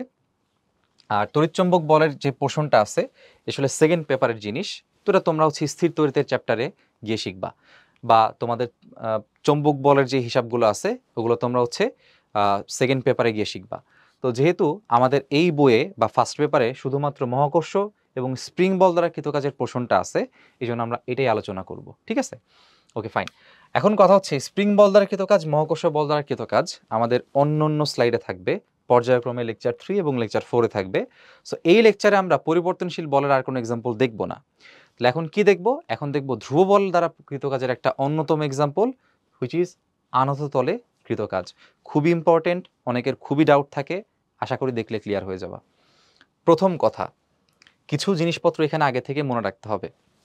আমি একটু রিমাইন্ড করাই দিই তোমাদের। আমি বলছিলাম যে একটা ভেক্টর যদি এরকম থাকে, তার যেই পাশে থিটা থাকবে সেটা হবে কস থিটা। নিশ্চয়ই সবার মনে আছে, একটা ভেক্টর এখানে আছে, তার যেই পাশে থিটা থাকবে সেইটা হবে কস থিটা। সেটাকে কস থিটা নাম দেওয়ার পর তুমি অন্যটাকে সাইন থিটা বলে দাও, সমস্যা নেই। তুমি অন্যটাকে সাইন থিটা বলে দাও। এইটা হচ্ছে আমার প্রথম কথা। এখন দেখো, যদি আমি এখানে একটা বস্তু রাখি, এখানে একটা বস্তু আমি রাখলাম, তাহলে এই বস্তুর উপরে অবশ্যই এমজি বল কাজ করবে, এটা নিশ্চয়ই আমরা সবাই মানি। এই বস্তুর উপরে এই নিচের দিকে লম্বালম্বিভাবে এমজি বল কাজ করবে, এটা আমরা সবাই মানি, নো ডাউট। কিন্তু এখানে কিছু জিনিসপত্র থাকবে যেটা আমাকে খুব ভালোভাবে বুঝতে হবে। কি জিনিস? খেয়াল করে দেখো, এই এমজি এর সাথে, এই যে এই তলের সাথে লম্বভাবে যদি আমি একটা এখানে অংশ আঁকি, এটা কিভাবে আছে, এর সাথে এভাবে লম্ব আছে, ঠিক আছে, এইভাবে আঁকছি আর কি। যাই হোক, তাইলে একটু খেয়াল করো, এটা যদি থিটা হয় আমাদের, তাহলে এই কোণটা কত বলো তো? এই কোণটা হচ্ছে 90 মাইনাস থিটা। এই কোণটা কত? 90 মাইনাস থিটা, রাইট? এবার খেয়াল করো, আমি যেহেতু বলতেছি যে আমার এই কোণটা আর এই কোণটা মিলে হচ্ছে 90, ভালো করে বুঝতে হবে, এই দুটা কোণ মিলে হচ্ছে আমার 90, এটা তো আমরা শিওর। আর এখানে আমি এই কোণের মানটা জানি না, তো এই কোণের মানটা আমি আপাতত এক্স ধরে নিলাম। তাহলে এই কোণটা 90 ডিগ্রি মাইনাস থিটা আর এই কোণটা এক্স, তো এই দুটা কোণ যোগ করলে কি পাওয়া যায়? 90 ডিগ্রি পাওয়া যায়, লিখলাম 90 ডিগ্রি। ঠিক আছে, তাহলে খেয়াল করে দেখো, দুই পাশ থেকে 90 90 বাদ গিয়ে এই এক্স এর মানটাই কি দাঁড়াচ্ছে? থিটা দাঁড়াচ্ছে না? ঠিক তাই। কিন্তু তার মানে আসলে এই এক্স এর মান আসলে এক্স না, থিটা। এক্স এর মান আলাদা করে এক্স বলা দরকার নাই, এক্সটাকে আমরা কি বলতে পারি বলো? থিটা বলতে পারি। এই জন্য হচ্ছে এই জিনিসটা আমাদের একটু বুঝাইলাম তোমাদের। তাহলে এটাকে আমি কি বলতে পারবো? থিটা বলতে পারবো। হোপফুলি সবাই ক্লিয়ার। এখন একটু লক্ষ্য করো, যদি আমার এটা এমজি হয়, এমজির যেই সাইডে থিটা আছে তাকে আমি কি বলবো? আমি বলছিলাম যেই সাইডে থিটা থাকবে তাকে বলতে হবে কস থিটা, তাহলে এটা হবে এমজি কস থিটা। আর যেই সাইডে থিটা নাই, এমজি এর যেই সাইডে থিটা নাই সেই সাইডটাকে কি বলবো? আমি বলছিলাম যেই সাইডে থিটা নাই তাকে বলতে হবে সাইন থিটা, তাহলে এই পাশটাকে আমি বলবো sine theta, MG sine theta. তো এইখানে আমি চাই সবাই সুন্দর করে খাতা একটা নোট করে ফেলো, লিখে রাখো যে তল বরাবর সবসময় এমজি সাইন থিটা কাজ করবে। তল বরাবর, কারণ কোনো বস্তু পৃথিবীতে নাই যার ভর নাই। তো ভর থাকলেই, প্রত্যেকের ভর আছে এবং ভর থাকলে এমজি কাজ করবে। আর যখনই আনত তলের হিসাব আমরা করব, আনত তলে সবসময় এমজি সাইন থিটা কাজ করবেই করবে, মাস্ট। কেউ ধাক্কা দিক আর না দিক, কারণ পৃথিবী আছে, মহাকর্ষ আছে, তার মানে এমজিও আছে। আর আনত তলে লাগলে সবসময় আনত তল বরাবর কে কাজ করবে? এমজি সাইন থিটা কাজ করবে, তাকে নিচের দিকে নামায় আনার জন্য চেষ্টা করবে। হোপফুলি সবাই ক্লিয়ার করতে পারছি। এবার চলে আসো, আমার টার্গেট আসলে কি? টার্গেটটা খেয়াল করো, সুন্দর করে লেখা আছে আনত তলে কৃত কাজ। তাহলে আমাকে আনত তলে এখন কাজ হিসাব করতে হবে। এখন টার্গেট কি আমাদের? আমাদের টার্গেট হচ্ছে সমবেগে বস্তুকে, সমবেগে, অনেক প্রশ্ন আছে যেখানে সমবেগের টার্মটা মেনশন করা থাকে না, বাট আমরা আসলে সমবেগের পোর্শনটা দিয়েই হিসাবটা ম্যাক্সিমাম সময়ে করি। ঠিক আছে, এই জন্য সমবেগটা দেখাচ্ছি। তো বস্তুকে সমবেগে তুলতে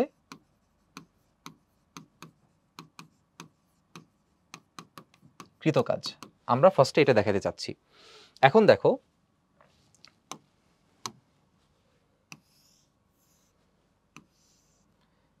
নিশ্চয়ই এখানে সবাই বুঝতে পারছো যে বস্তুর এই তল বরাবর নিচের দিকে সবসময় এমজি সাইন থিটা কাজ করবেই করবে, মাস্ট, আজীবন করবে। তাইলে বস্তুর তল বরাবর নিচের দিকে সবসময় কি কাজ করবে? এমজি সাইন থিটা কাজ করবেই করবে, মাস্ট, ব্যতিক্রম নাই কোনো। এখন কথা হচ্ছে নিচের দিকে বল কাজ করলে তুমি তো আর টেনে তুলতে পারবে না, তোমাকে তো টেনে তুলতে হবে। তো টেনে তোলার জন্য তোমাকে বল প্রয়োগ করতে হবে কি? অবশ্যই বিপরীত দিকে, তাই তো? এখন খেয়াল করো, তুমি যে বলটা প্রয়োগ করবা বলের মানটা কেমন হতে হবে, এটার জন্য একটা কন্ডিশন তোমাকে দিছে সমবেগে। সমবেগ মানে কি? সমবেগ মানে হচ্ছে সেখানে ত্বরণ শূন্য, সেখানে ত্বরণ শূন্য মানে কোনো ত্বরণ থাকবে না। এখন যদি তোমার বল থাকে তাইলে কিন্তু ত্বরণ থাকবে। সুতরাং তুমি খেয়াল করে দেখতে পাচ্ছ নিচের দিকে এমজি সাইন থিটা কাজ করে, যদি উপরের দিকে তুমি একই এমজি সাইন থিটা বলই প্রয়োগ করো, অনলি সেই ক্ষেত্রেই এমজি সাইন থিটা পরস্পরকে কি করে ফেলবে? শূন্য করে ফেলবে। এবং তখনই শুধুমাত্র লব্ধি বলটা কি হবে বলতো? শূন্য হবে। আর লব্ধি বল শূন্য হলে সেখানে ত্বরণ শূন্য হবে, ত্বরণ শূন্য মানে কিন্তু সমবেগ। অর্থাৎ এই দিকে যতটুকু বল কাজ করে তোমাকে অপোজিট দিকে একই পরিমাণ বল প্রয়োগ করতে হবে। আবারও বলি, এদিকের বলটা যদি বেশি হয়ে যায় তাহলে এদিকে একটা ত্বরণ থাকবে, বস্তু কিন্তু সমবেগে উঠবে না। আর যদি এমন হয় নিচের দিকে ওজনটাই বেশি, এমজি সাইন থিটাটাই বেশি, তা তুমি তাকে টেনেই তুলতে পারবা না, কিন্তু কষ্ট দূরে থাক, ঠিক আছে? সুতরাং এদিকে যে তুলতে হবে অবশ্যই এমজি সাইন থিটা সমান বল দিয়ে তোমাকে তুলতে হবে। অনেকে হয়তো মনে করতেছো ভাই সমান বল দিলে আবার উঠবে কেমনে? সমান বল দিলে তো বস্তু স্থির থাকবে। হ্যাঁ, বস্তু স্থির থাকবে, এটা সত্যি কথা। ফর এক্সাম্পল ধরো হাতে আমি এভাবে ধরে রাখছি, এখন এটার অভিকর্ষজ বল যদি এমজি হয় তাহলে আমি হাত দিয়ে ধরে রাখতে কতটুকু বল প্রয়োগ করছি বলতো? এমজি বল প্রয়োগ করছি। তার কারণ ধরে রাখার মাধ্যমে উপরের দিকে আমি এমজি বল দিচ্ছি, গ্র্যাভিটি আমাকে নিচের দিকে টানতেছে, দুইটা একটা একটাকে নালিফাই করে শূন্য করে দিচ্ছে। Okay fine. তবে যদি আমি বলি যে আমি বস্তুটাকে আস্তে আস্তে এভাবে উঠাচ্ছি কিন্তু সমবেগে উঠাচ্ছি, মানে বস্তুটাকে আস্তে আস্তে উঠাচ্ছি বাট সমবেগে উঠাচ্ছি, এইখানেও আমি বলবো যে আমি বল প্রয়োগ করছি এমজির পরিমাণে, এমজি থেকে বেশি না। কেন? কারণ নিউটনের যে ফার্স্ট ল বলছে, উনি বলছে যে বাহ্যিক বল প্রয়োগ না করলে স্থির বস্তু স্থির থাকবে, আর সমবেগে চলন্ত যে বস্তুটা সেটা একই গতিতে চলতে থাকবে, তার বেগ চেঞ্জ হবে না। তো বস্তু যদি স্থির থাকে তখন না সে স্থির থাকবে, আর বস্তু যদি কিছুটা গতি থাকে তো সেই গতি নিয়েই কিন্তু সে উপরের দিকে উঠতে থাকবে, তার বেগ চেঞ্জ হবে না, অর্থাৎ সমবেগে চলতে থাকবে। এজন্য বল প্রয়োগ করতে হবে কত বলতো? MG sine theta. Okay fine. এবার নিশ্চয়ই সবার কাজের ইকুয়েশন মনে আছে। কাজের ইকুয়েশন আমরা কি বলছিলাম বলো? কাজের ইকুয়েশন আমরা বলছিলাম বল গুণ, একদম ভেঙে বাংলা লিখি, হ্যাঁ, বল গুণ বলের দিকে সরণের উপাংশ, অথবা অথবা সরণ গুণ সরণের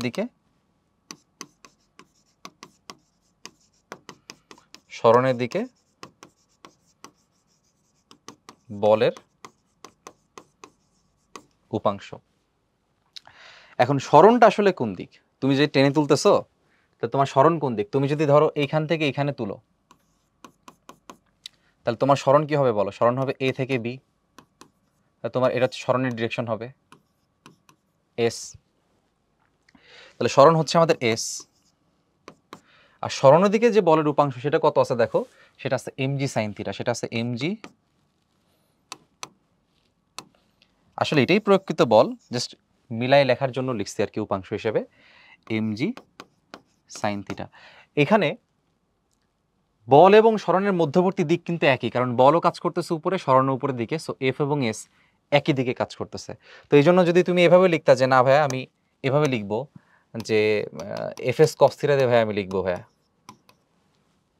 থিটা লিখো না, কারণ থিটা হচ্ছে এখানে, এটা আমি লিখে ফেলছি অলরেডি থিটা। এখন আর এফ এস কস থিটার ক্ষেত্রে এই থিটা ইউজ করা যাবে না, যদি ইউজ করো তাহলে অন্যভাবে ইউজ করতে হবে, সেটা বোঝাচ্ছি। তাহলে এখন এফ যেটা আছে, এফটা হচ্ছে আমাদের এমজি সাইন থিটা, আর এস তো এস, তো ডটগুলোনে কি কস থিটা বসাইতে হয়, আর থিটাকে আমি বলছিলাম থিটা হচ্ছে বল এবং সরণের মধ্যবর্তী কোণ। তাহলে কস কত ডিগ্রি বসবে বলো? বল এবং সরণ একই দিকে যাচ্ছে, তাহলে মধ্যবর্তী কোণ 0 degree, which is 1। That means কাজের মান কত আসতেছে বলো? কাজের মান আসতেছে MG sign theta into S. এখানেও সেম জিনিস আসছে দেখো, MG sign theta into S. তো আনত তলে কৃত কাজের মজা হচ্ছে এটাই, যেভাবেই করো না কেন mg sin θ ইন্টু এস আসবে। আর একটা মজা জিনিস দেখাই, খেয়াল করো ভাই, আমি যদি বলি যে তাহলে এটা হচ্ছে আমাদের একটা ইকুয়েশন, এটা তোমাদের অবশ্যই মনে রাখতে হবে। সুন্দর করে একটা বক্স দিয়ে রাখো খাতায়, সুন্দর করে একটা খাতায় বক্স দিয়ে রাখো, বক্স দিয়ে এই জিনিসটা লিখে ফেলো, হ্যাঁ, mg sin θ ইন্টু এস। আর একটা লাইন লিখে দিব। তো এখানে এস বলতে কি বোঝায় দেখো, এস হচ্ছে ঢালের দৈর্ঘ্য, যতটুকু ঢাল তুমি উঠাইছো সেই ঢালের দৈর্ঘ্য। তাহলে এস হচ্ছে এখানে ঢাল অথবা তলের দৈর্ঘ্য। আরেকটা বিষয় দেখাই, আমি ধরলাম এখানে ঢাল অথবা তল হচ্ছে এখানে এস, এটা হচ্ছে অতিভুজ, এটা হচ্ছে লম্ব। তাহলে লম্ব বাই অতিভুজ করলে কি আসে, সাইন থিটা, তাহলে এখানে লিখতে পারবো সাইন থিটা। তাহলে খেয়াল করো এইচ এর মান কি লেখা যায়, এস সাইন থিটা। তার মানে এখানে যে এস সাইন থিটা আছে, এই এস সাইন থিটা পোর্শনের মানে আসলে কত বলো তো, এইচ। দ্যাট মিনস আমি এখান থেকে আরেকটা লাইন লিখতে পারি যে ডব্লিউ সমান mgh is another equation and this is very very wonderful. এটা সব থেকে মজার ইকুয়েশন, ডব্লিউ সমান mgh। একদম সহজ জিনিস, কোনো থিটা মিটা কিছুই নাই, দেখছো? বাট এখানে এইচ এর পরিচয়টা মনে রাখা ইম্পর্টেন্ট। এখানে এইচটা কি বোঝায়, উল্লম্ব উচ্চতা। খেয়াল করো চিত্রেই বোঝা যাচ্ছে এইচ হচ্ছে আমাদের উল্লম্ব উচ্চতা, এই যে উল্লম্ব উচ্চতা হচ্ছে আমাদের এইচ, আর ঢাল বরাবর যে দৈর্ঘ্য সেটা হচ্ছে আমাদের এস। তো এস আর এইচ যদি আলাদা করে বুঝতে পারো, তাহলে এই দুটা ইকুয়েশন ইউজ করে যে কোনো আনত তলের ম্যাথ তুমি আসলে সলভ করতে পারবা। ঠিক আছে? আচ্ছা, তাহলে আমাদের যদি উচ্চতা দিয়ে সলভ করতে চাই বা সরণ দিয়ে হিসাব করতে চাই, তাহলে আমাদের এই mgh ইউজ করতে হবে। এখানে উল্লম্ব সরণ লেখাটা বেটার, উচ্চতা না লিখে। আর যদি আমার ঢাল অথবা তলের দৈর্ঘ্য দেওয়া থাকে, যেমন এখানে বললো যে এতটুকু মান দেওয়া আছে 20 মিটার বা 10 মিটার, তখন mg sin θ ইন্টু এস দিয়ে আমি সলভ করে ফেলতে পারবো। ঠিক আছে, ওকে ফাইন। এখন আমরা পরবর্তী কোয়েশ্চেনটা একটু দেখি। স্থির বেগে এ থেকে বিতে নিতে কৃত কাজ কত হবে? এখানে এ বি এর মানটা বলা আছে। তো এখানে এ হচ্ছে এত, বি হচ্ছে এত, তো এ থেকে বিতে নিতে কত কি করতে হবে? ফার্স্ট অফ অল আমাকে আগে দেখতে হবে এই থিটাটা আমাকে দেওয়া আছে কিনা, নাই। থিটা বের করে নাও। এটা 60 ডিগ্রি হলে এটা অবশ্যই অবশ্যই কত ডিগ্রি হবে ভাইয়া? 30 ডিগ্রি হবে। সো দিস আর থিটা। ওকে, এখন কাজের ইকুয়েশন আমরা কি শিখছিলাম? দুইভাবে সলভ করা যায়। একটা হচ্ছে mgh, যদি উল্লম্ব উচ্চতা দেওয়া থাকে, এখানে সেই উল্লম্ব উচ্চতা তো দেওয়া নাই, আছে? দেওয়া নাই। হ্যাঁ, বের করা যায় সেটা আমি জানি ত্রিকোণমিতি দিয়ে, বাট আমি চাচ্ছি সরাসরি তোমরা যাতে সলভ করতে পারো সেটা দেখাইতে। তাহলে আমি এটা ইউজ করে না করে mg sin θ ইন্টু এস, আরেকটা যে ইকুয়েশন লিখছিলাম সেটা লিখলাম। কারণ কি, এখানে এ বি এর যে মান দেওয়া, এই এ বি এর মান আসলে এ থেকে বি, এ বি এর মান দেওয়া মানে ঢালের দৈর্ঘ্য দেওয়া আছে। তাহলে ঢালের দৈর্ঘ্য দেওয়া থাকলে mg sin θ into s use করতে হয়, ওটাই সলভ করব, ওটা ইউজ করে সলভ করব। তাহলে এম এর মান আছে 1, জি হচ্ছে 9.8, সাইন 30 ডিগ্রি। খেয়াল রাখতে হবে আমরা থিটা হিসেবে কিন্তু এই 30কে মেনশন করতেছি, ইন্টু হচ্ছে এস, এস কত 20, সাইন 30 মান হচ্ছে হাফ, এর সাথে 20 আছে, মাল্টিপ্লাই যদি আমি এখানে ভাগ করি 10 হবে, অ্যান্সার হবে 98 জুল। আশা করি কোয়েশ্চেনটা আমরা সবাই বুঝতে পারছি। এটার অল্টারনেটিভ সলিউশন আছে, কিভাবে অল্টারনেটিভ সলিউশন করব সেটাও একটু দেখাই। বিকল্প হচ্ছে যে না ভাইয়া আপনি যে প্রথম লাইনে mgh লিখলেন আমি mgh দিয়ে সলভ করতে চাই, ওটা দেখান। হ্যাঁ, সেটাও সম্ভব। সেক্ষেত্রে তোমাকে এইচ বের করতে হবে, কারণ এইচ তো প্রশ্নে দেওয়া নাই, কোনো সমস্যা নাই। এইচ হচ্ছে আমাদের লম্ব, আর মান দেওয়া আছে কার? দেওয়া আছে হচ্ছে অতিভুজের, অতিভুজ হচ্ছে 20, লম্ব অতিভুজ হচ্ছে সাইন থিটা মানে সাইন 30। তাহলে এখানে এইচ এর মান কত আসবে? 20 ইন্টু সাইন 30 হচ্ছে হাফ, হুইচ ইজ 10। তাহলে এম এর মান হচ্ছে এখানে 1, জি এর মান 9.8, এইচ এর মান 10, answer would be 98 joule. Same thing.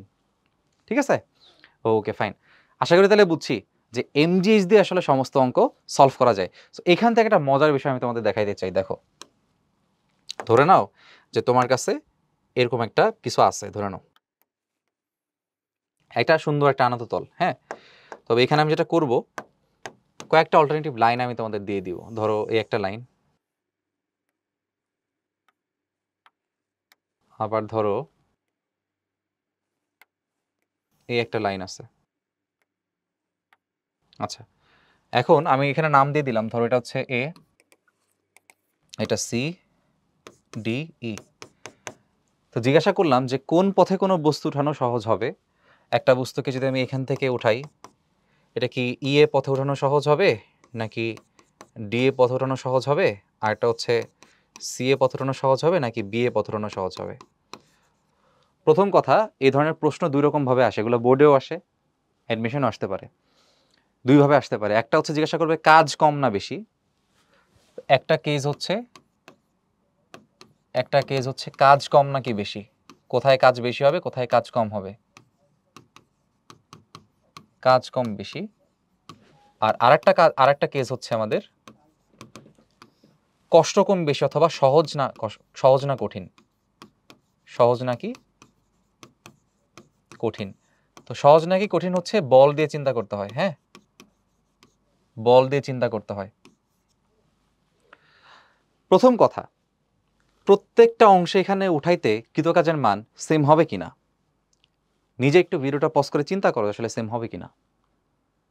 অনেক কাছে মনে হচ্ছে যে ভাইয়া কেমনে সেম হয়, এক এক সময় এক এক পথ, তো স্মরণে যদি চেঞ্জ হয় ভাইয়া কাজের মান তো কখনোই সেম হবে না, তাইলে তো অবশ্যই আমার কাজের মান প্রত্যেকটা পথে কি হবে, আলাদা হবে, তাই না? অনেক কাছে মনে হচ্ছে নিশ্চয়ই, কিন্তু বাস্তবতা হচ্ছে যে প্রত্যেকটা অংশে উঠাইতে আসলে কাজের মান কি হবে, সমান হবে। কিভাবে হয় আমি তোমাদের একটু দেখাই। ধরলাম যে আমার এইখানে এই মানটা হচ্ছে থিটা, এই মানটা কত, থিটা।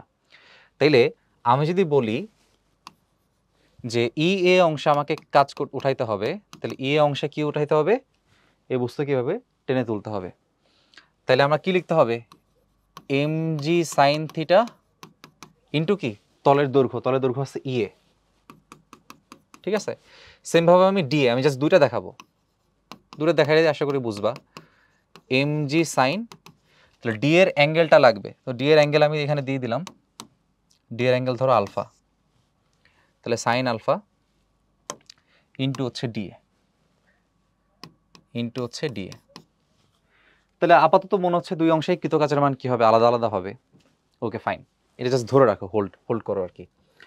এখন খেয়াল করো, এখান থেকে যদি আমি এই এ বি এর মানটা বের করি, এ বি এর মান হচ্ছে আমাদের ধরো এইচ, এ বি এর মান যদি আমি বের করি, বা এ বি এর মান যদি নাও বের করি, এইচ এর মান যদি নাও ধরি, এইচ বাদ দিলাম, ঠিক আছে? এ বি এর রেসপেক্টে, এ বি হচ্ছে আমাদের লম্ব, তাহলে লম্ব বাই, যদি আমি বড় ত্রিভুজটা নেই, তাহলে লম্ব বাই অতিভুজ হচ্ছে আমাদের ইয়ে, তাহলে লম্ব বাই অতিভুজ বড় ত্রিভুজের ক্ষেত্রে কোনটা কি হবে, সাইন থিটা হবে। তার মানে এ বি এর মান আসলে কি বলতো, ই এ সাইন থিটা, ই এ সাইন থিটা। তার মানে যে ই এ সাইন থিটা আসলে কার মান, এ বি এর মান, তার মানে m g into a B. আশা করি ক্লিয়ার। এবার খেয়াল কর আরেকটা পোর্শন দেখাই, আমি এবার এই যে ডি এর অংশটা দেখব। এখন ত্রিভুজ কোনটা নিচ্ছি, যে এ বাহু, আর এই যে এ বাহু নিয়ে, তাহলে এখানে লম্ব কোনটা, এ বি, অধিভুজ কোনটা, অধিভুজ হচ্ছে ডিএ, তাহলে কোনটা হবে, সাইন আলফা। তাহলে এখান থেকে লিখতে পারবো যে এ বি এর মানটা হচ্ছে ডিএ সাইন আলফা। তাহলে এখানে যে ডিএ সাইন আলফা, এই পোর্শনটা আসলে কার মান, এ বি এর মান, তার মানে m g into a b. তাহলে কি দেখলা, ই অংশের কাজ m g into a b, d অংশের কাজও m g into a b, that means দুইটা পথেই কাজের মান আসলে কি হয়েছে বলো, সেম হয়েছে। এইভাবে প্রশ্ন আসে, তখন তোমাকে এভাবে দেখাইতে হবে, যে যেভাবে আমি দেখাইলাম ত্রিকোণমিতিতে দেখাই দিবা যে দুই ক্ষেত্রে কৃতকাজের মান আসলে কি হচ্ছে, সমান হচ্ছে। সেইভাবে করে তুমি কেস 1 এরটা শেষ করতে পারবা, এগুলো এমসিকিউ আসে। আর এ বি অংশে যদি আমি কাজ হিসাব করতে চাইতাম, এটা তো বুঝতেছো, বি এ অংশে যদি আমি কাজ হিসাব করতে চাইতাম, তাহলে সরাসরি কি লিখতাম, M g into B A, অথবা M g into a B, একই কথা, সাজায় লিখি আর কি, এ বি লিখি, ঠিক আছে? তার মানে সব অংশে এখানে কৃতকাজের মান কি হবে, সমান। নাও দ্য সেকেন্ড কনসিডারেশন ইজ, এটা আসলে সহজ নাকি কঠিন, এবং সহজ নাকি কঠিন এটা আসলে কি বোঝায়, এটা কাজ বেশি না কম সেটা বোঝায় না, এটা বোঝায় যে এই জিনিসটা করতে আমাকে কষ্ট কেমন করতে হয়েছে, ঠিক আছে? মানে বল কতটা প্রয়োগ করতে হয়েছে। এজন্য তখন বল দিয়ে আমাকে কনসিডার করতে হবে। যখন কষ্টের কথা আসবে, সহজ নাকি কঠিনের কথা আসবে, ঠিক আছে, কঠিনের সাথে কষ্ট রিলেটেড, তখন বল দিয়ে আমাকে কনসিডার করতে হবে। তা এখন কিন্তু প্রত্যেকটা অংশে কাজ সমান হইলেও বল কিন্তু সমান দেওয়া লাগে নাই, বল সব থেকে কোথায় বেশি লাগবে গেস করো। তুমি পাহাড়ে উঠতেছো, যেই পাহাড় এরকম খাড়া ওই পাহাড়ে তুমি উঠতেই পারবা না। যেই পাহাড় যত বেশি খাড়া হবে, এই দেখো এই পাহাড়টা আস্তে আস্তে মোটামুটি একটু ঢালু কম আছে, তাহলে এখানে তুমি সহজে উঠতে পারবা। এখানে ওঠা একটু কঠিন, এখানে ওঠা আরো কঠিন, আর এখানে উঠতে তোমাকে একদম হাইকার প্রো ম্যাক্স হইতে হবে। হ্যাঁ, তো এইখানে তুমি উঠতে তোমার জান বের হয়ে যাবে একদম, যদিও পথের মানটা কি অনেক ছোট। সুতরাং এখানে পথের উপরে কিন্তু কষ্ট বেশি বা কম ডিপেন্ড করে। কোথায় কষ্ট কম হয়, আমি যদি এখানে ঢালটা অনেক অনেক কমাই দিতে পারতাম, ধর আমি যদি এইভাবে একটা কাল্পনিক পথ চিন্তা করি, যে এরকম একটা পথ আছে, আর একটা পথ আছে, এখানে কিন্তু ঢাল আরও কমে গেল, তাই না? ঢাল কিন্তু আরও কমে গেল। যাই হোক, তার মানে ঢাল যত কম হবে ওঠা কিন্তু তত সহজ, এই জিনিসটা মাথায় রাখো। এখন আমরা দেখো ম্যাথমেটিক্যালি কিভাবে এটার অ্যান্সারটা করব সেটা তোমাদের একটু বলে দিই। তো এখানে খেয়াল করো, পথের ক্ষেত্রে আমাকে বল কত প্রয়োগ করতে হয়েছে, পথের ক্ষেত্রে বল কত প্রয়োগ করতে হয়েছে, এফ এটা হচ্ছে mg সাইন থিটা। তারপরে পথের ক্ষেত্রে বল কত প্রয়োগ করতে হয়েছে, mg সাইন কোণ হচ্ছে আলফা। এই দুটো দিয়ে জাস্ট বুঝাই দিই। এখন খেয়াল করো, এই থিটার মান থেকে আলফার মানটা কিন্তু বড়, আলফার মানটা কিন্তু থিটা থেকে বড়। দ্যাটস বিকজ আস্তে আস্তে থিটার মান বাড়তে বাড়তে বাড়তে বাড়তে বাড়তে বাড়তে কি হয়ে গেছে, 90 হয়ে গেছে। ধরো এটা 30, ধরো এটা 60, ধরো এটা 75, ধরো এটা হচ্ছে 90 ডিগ্রি। তার মানে থিটার মানটা আস্তে আস্তে এই দিক থেকে বাড়তেছে। সো আলফার মান ডেফিনেটলি থিটা থেকে বড়। আর আমরা জানি সাইনের ক্ষেত্রে থিটার মান যত বড় হয় তার মানও তত বড় হয়। তাহলে আলফা যদি থিটা থেকে বড় হয়, তাহলে সাইন আলফাও হবে সাইন থিটা থেকে বড়। দ্যাট মিনস যে আমি দুই পাশে এখানে এমজি গুণ করে দেই আর কি, এমজি যুক্ত করে দেই। তাহলে এমজি যুক্ত করে দেওয়ার পর এটা আসলে এফ আর মানে এফ এর যে কম্পারিজন সেটা বোঝাচ্ছে। তাহলে এমজি সাইন আলফা হচ্ছে কার, এফ ডিএ। আর এমজি সাইন থিটাটা কার, আলফাটা তো বুঝলাম ডি এর, আর আলফা থিটাটা হচ্ছে ই এর। তো এখানে বোঝাচ্ছে যে ডিএ পথে উঠতে বল পথের থেকে বেশি লাগে। তো বল বেশি লাগা মানে কি, কষ্ট বেশি করতে হবে। কষ্ট বেশি করতে হবে মানে কি, ডিএ পথে ওঠা কষ্ট বেশি হবে, পথে ওঠা তুলনামূলক সহজ হবে। ঢালু যত কম তত সহজ, ঢালু যত বেশি তত কঠিন। ঠিক আছে, সেইভাবে দুইভাবে কিন্তু কোয়েশ্চেন আসে, তোমাদের আগের থেকে দেখাই দিলাম। আশা করি ম্যাথ সলভ করার সময় সবাই ক্লিয়ারলি ধরতে পারবা। এবার চলে আসো, এ থেকে বিতে স্থির বেগে নিতে কৃত কাজ কেমন হবে, এটা একটা প্রশ্ন আসছে। এই প্রশ্নটাও বেশ সুন্দর, চলো আমরা একটা সলভ করার চেষ্টা করি। এখানে ঘর্ষণ গুণাঙ্ক দিয়ে দিছে, তাই না? এবং এটা হচ্ছে স্থৈতিক ঘর্ষণ গুণাঙ্ক অথবা স্ট্যাটিক ফ্রিকশন কোফিশিয়েন্ট। ঠিক আছে, এখন কথা হচ্ছে এফ বল দ্বারা এ থেকে বিতে নিতে তোমার স্থির বেগে নিতে মানে সমবেগে নিতে কৃত কাজ কত। সমবেগ মানে কি, কোনো ত্বরণ সেখানে থাকবে না।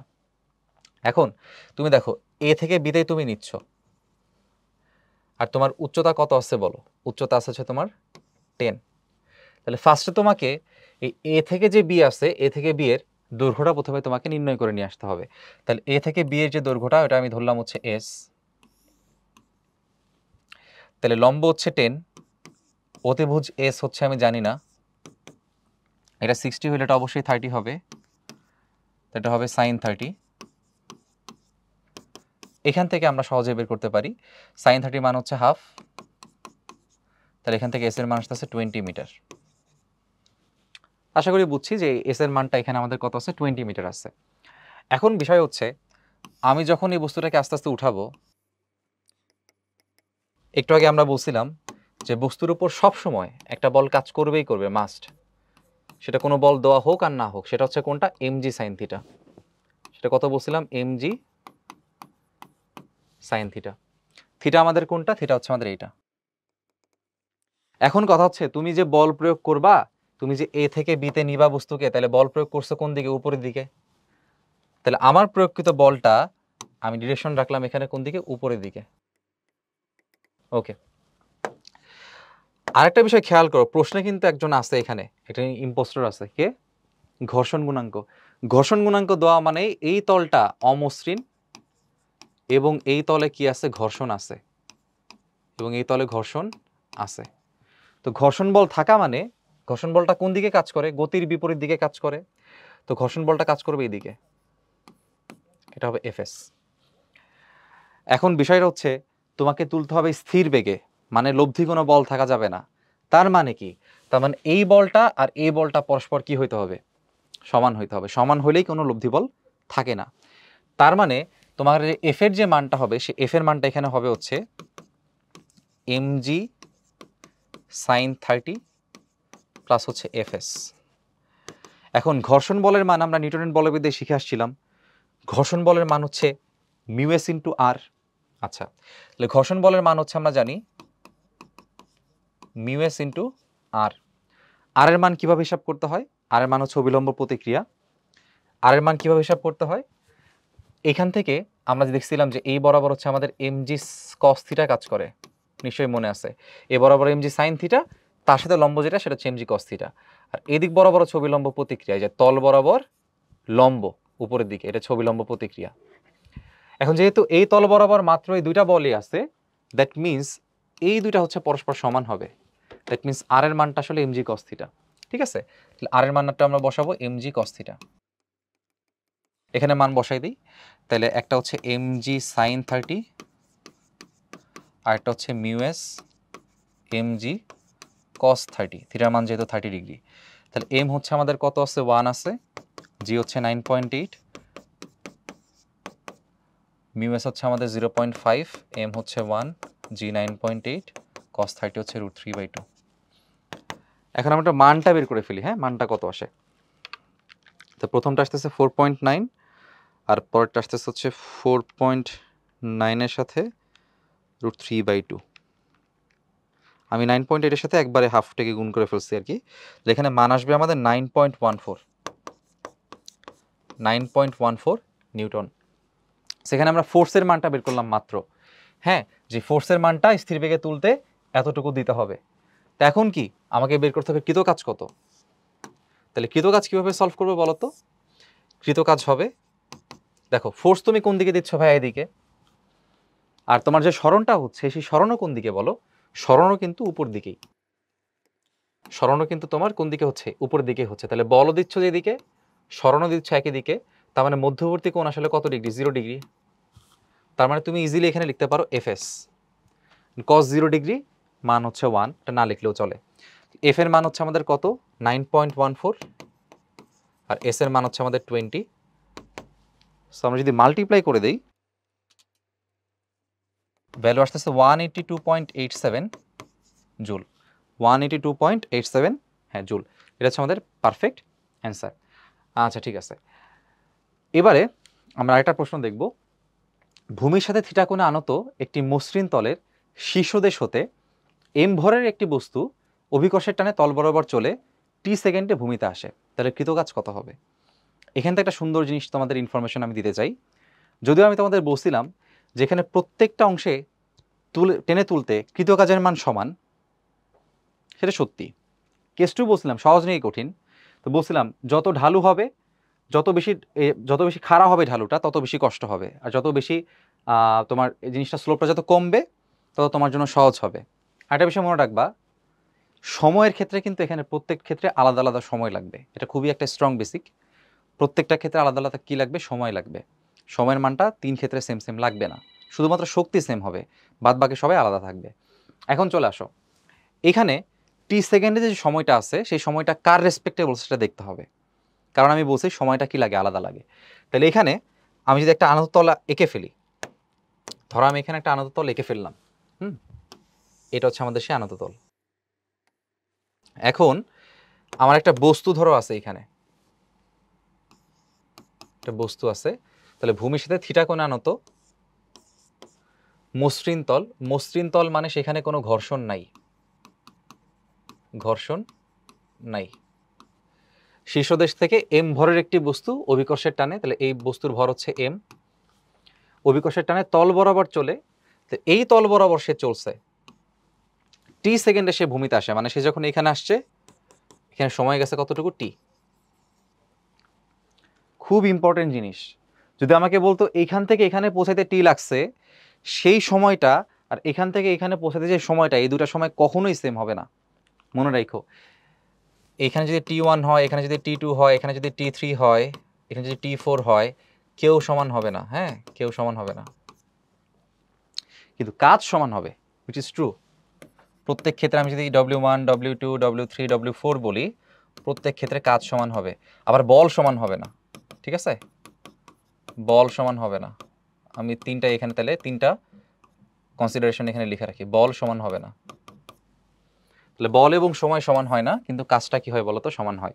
যাই হোক, তাহলে এখানে সময় আমাকে বলছে এই তল বরাবর বেয়ে এখানে আসতে সময় লাগে টি, তাহলে আমাকে এই বরাবরই অবশ্যই সব কিছু হিসাব করতে হবে। আর এই বরাবর যে ত্বরণটা, সেই ত্বরণটা কত বলো?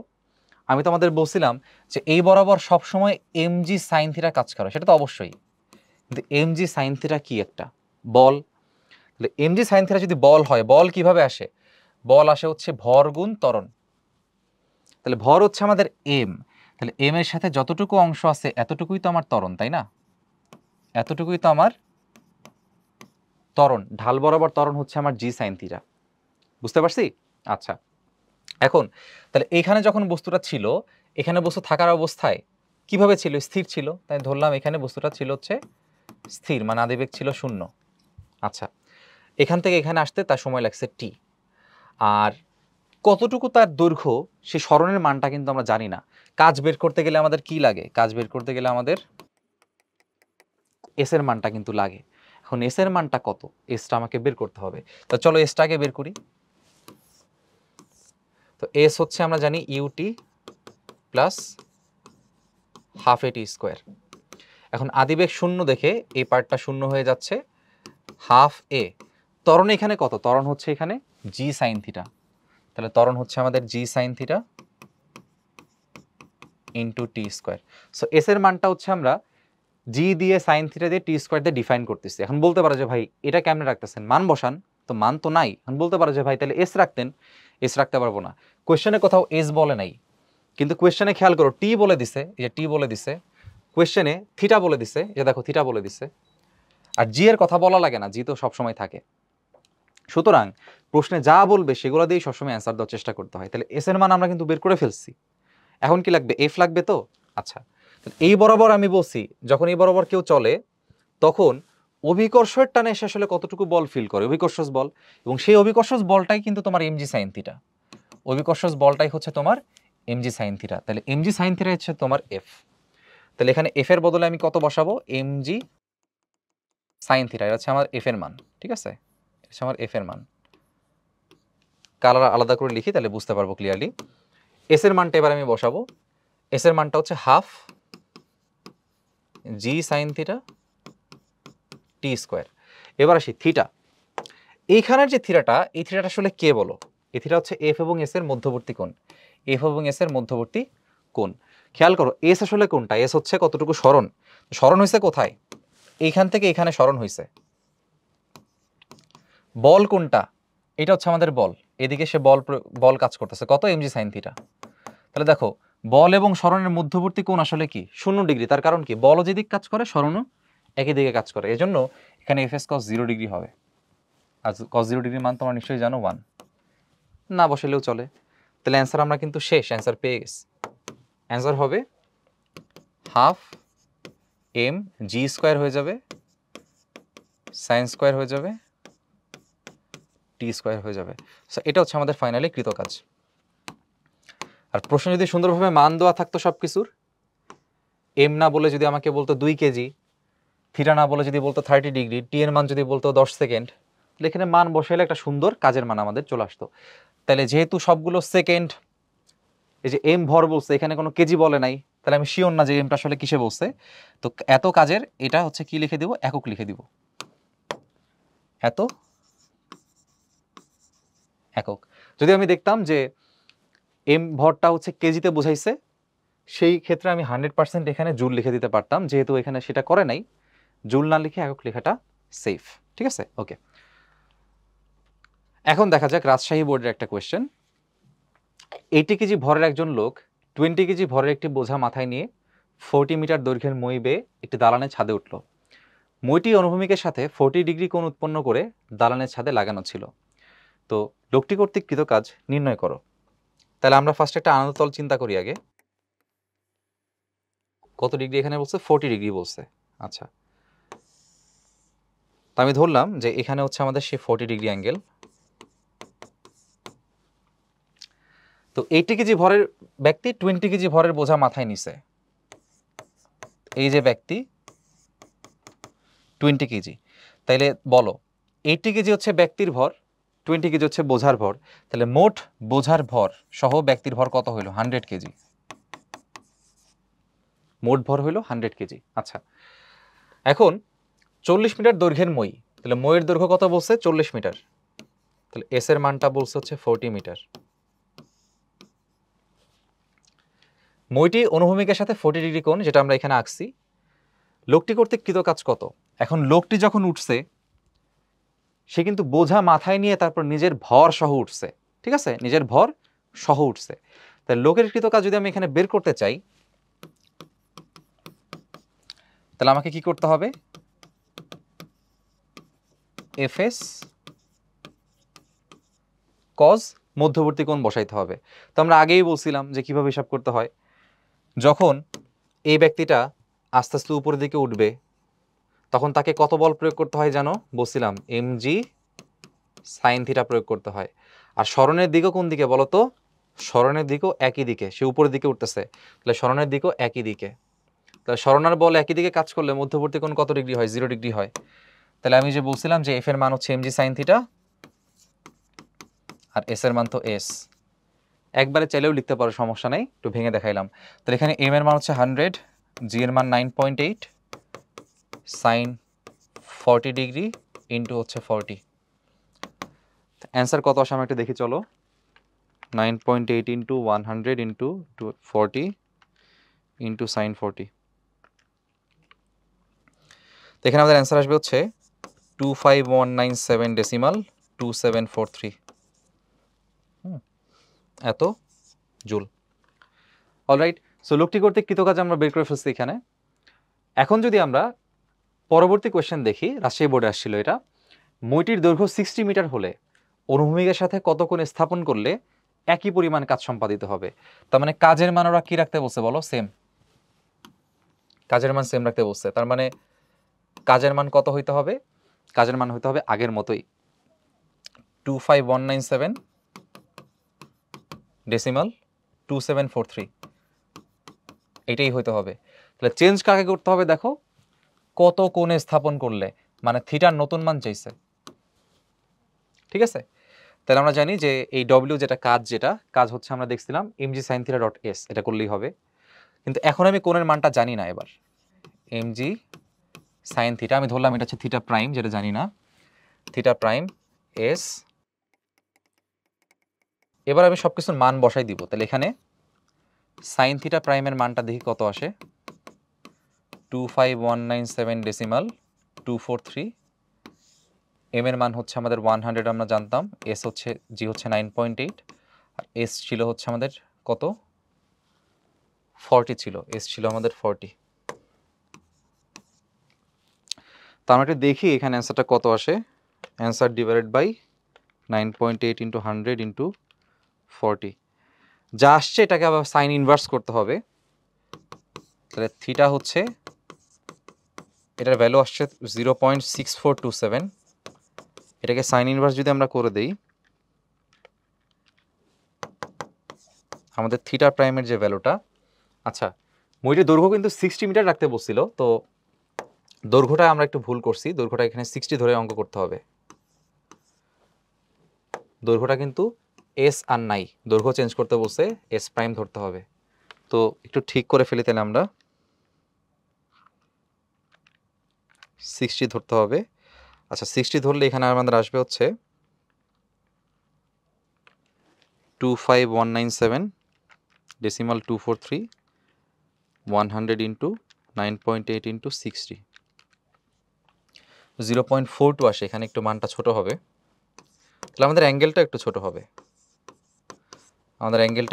হবে, আর কি। তাহলে অ্যাঙ্গেল হবে হচ্ছে আমাদের সাইন ইনভার্স করে দিই 25.37 ডিগ্রি। তাহলে অ্যাঙ্গেল হচ্ছে 25.37 ডিগ্রি।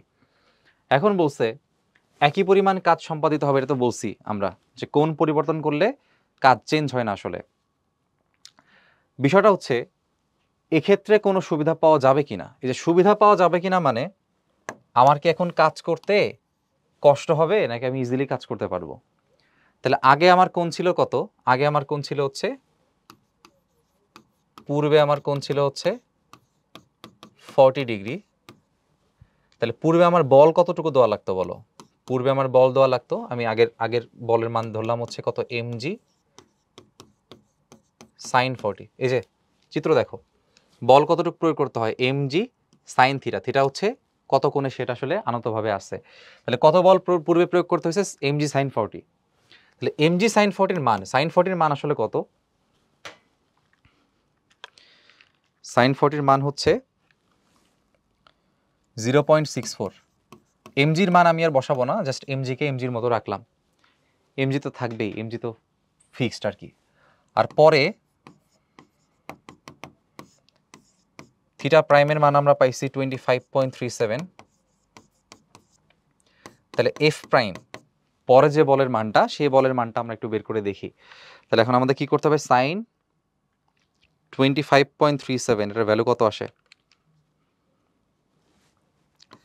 তাহলে mg সাইন 25.37 ডিগ্রি, এটার ভ্যালু আসবে 0.428 mg।